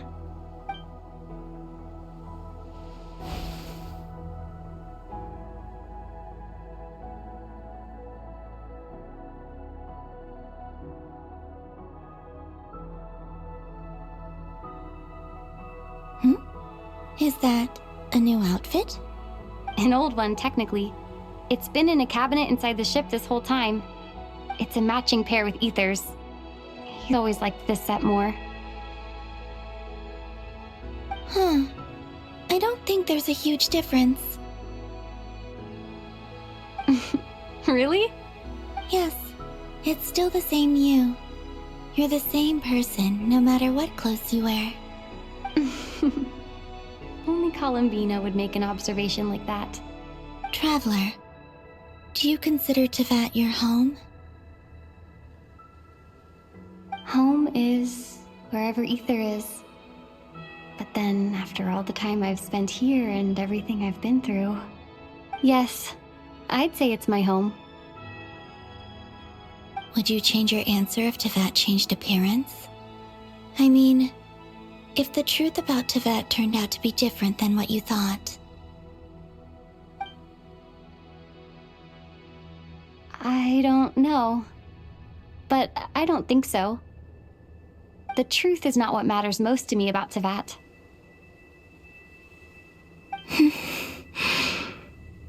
When I was first born, I longed for a home. And when you get something before you're mature enough to understand the world, you just take it at face value. I thought that a home was a transaction. You give me what I want, and I'll do the same for you. But you and your friends taught me what a true home should look like. You never asked for anything, yet you gave so generously to me. That's because your friendship matters to us. It was worth it. In the past, I thought that my birth in Nodcry must have been a mistake. But after journeying to the distant past where the story began, I realized that it was I who chose Nodcry to be my future home. Now, I am glad that I made that choice. I'm sure your friends are just as glad.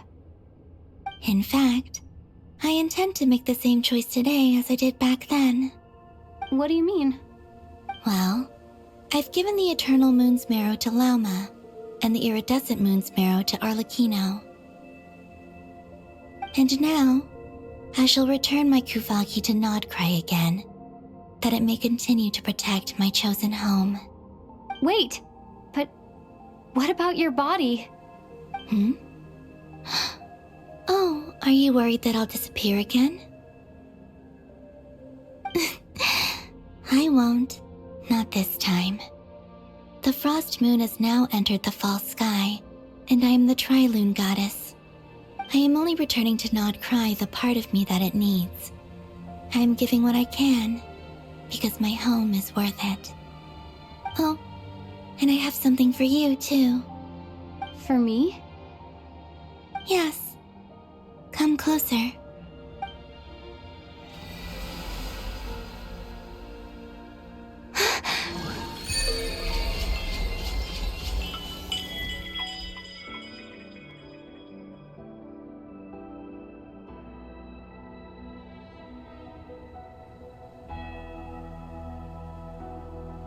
What was that?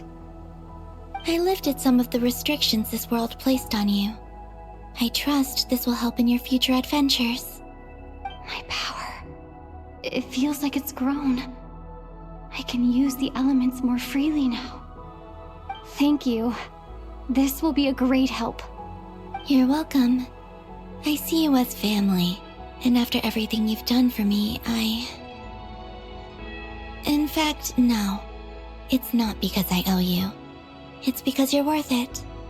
Here, this flower is for you.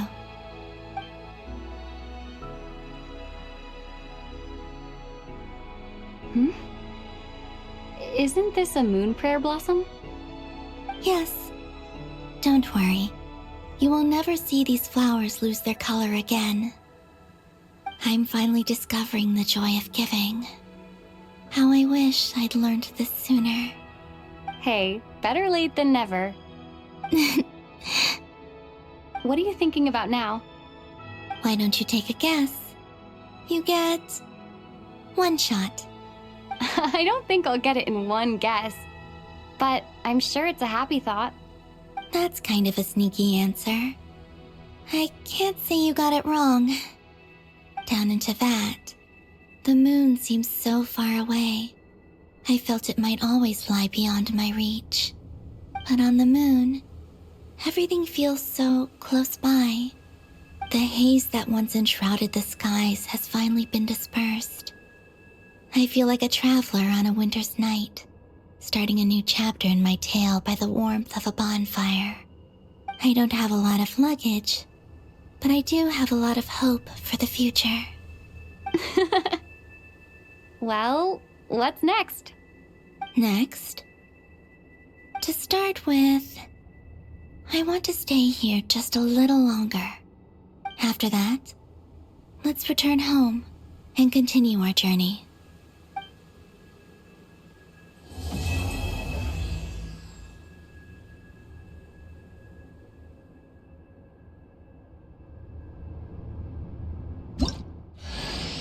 These clothes bring back so many memories.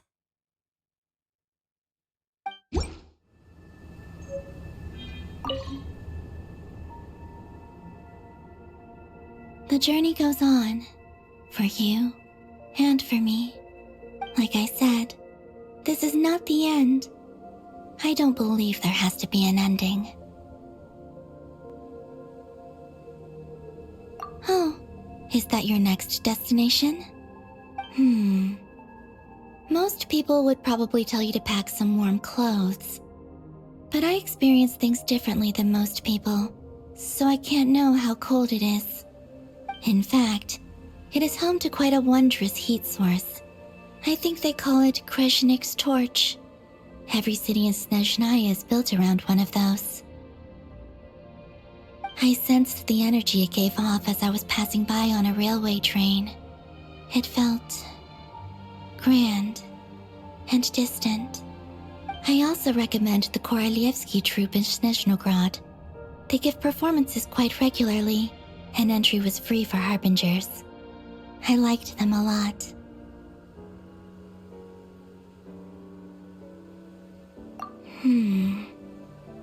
Ice cold and sharp. Crystal clear in some ways, yet profoundly unfathomable in others. Like the thick layer of ice on top of a frozen lake. That's just the impression that Tsaritsa gives me. I was never able to glimpse what truly lies beneath that icy exterior. In fact, I don't think the people of Snezhnaya even know what kind of power their god wields. Maybe that's because the Tsaritsa herself has never acknowledged, nor accepted that power.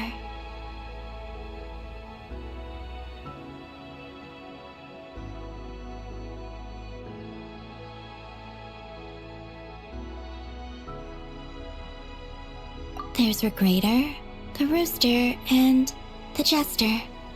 Between them, they control a lot of what happens in Snezhnaya, but I can never wrap my head around how exactly power is split between them. I just know they are each responsible for many specific domains. I noticed that the Rooster and Regrator often appear to get along on the surface, while working against each other in secret, and theirs is not a friendly rivalry. But I wasn't particularly interested, so I tended to keep my distance. Now that I think about it, the term Mistelton often seemed to come up in connection with Project Stuja. Once things settle down in Notcry, I'd like to explore the world beyond Snezhnaya. You've told me so many stories about the other places you've been to, and all the friends you've made there. I'm curious to visit those nations and see them for myself. It would also help me learn more about the journey that has made you into the person you are today. Okay. As you continue on your journey, don't forget to gaze up at the moon once in a while. It is, after all, no longer an illusion. It shall cast down its true moonlight, connecting us in truth.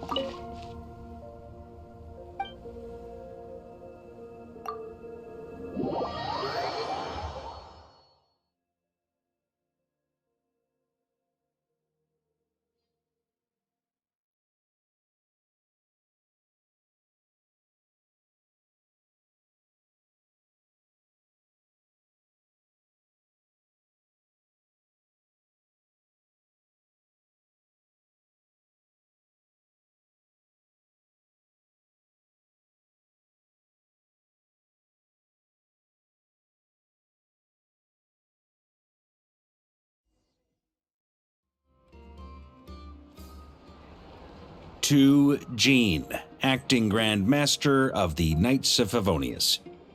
Ugh, this preamble is such a pain to write. It's probably high time we got rid of this acting business. I trust that Dern has updated you all on recent events. Hope we didn't worry you too much. The good news is, we managed to come together and put a stop to the Doctor's evil schemes. With that, I think it's safe to say that Notcry is finally out of the woods. As for the Fatui, not counting the Damselette, aka the Moon Goddess, who has left their organization, we found ourselves allied in this instance with both the Knave and Marionette. May she rest in peace. As ever, we find ourselves better off for making friends rather than enemies. But until we can ascertain the Tsaritsa's true intentions, the future remains uncertain. In a short while... Wait... How am I meant to surprise everyone if I tell them in the letter that I'm heading home? Well, that would be a huge waste. Okay, got it.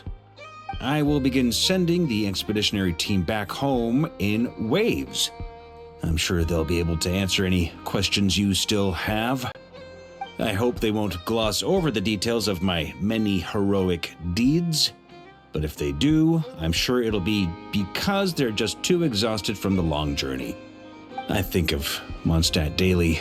Please give everyone my best regards.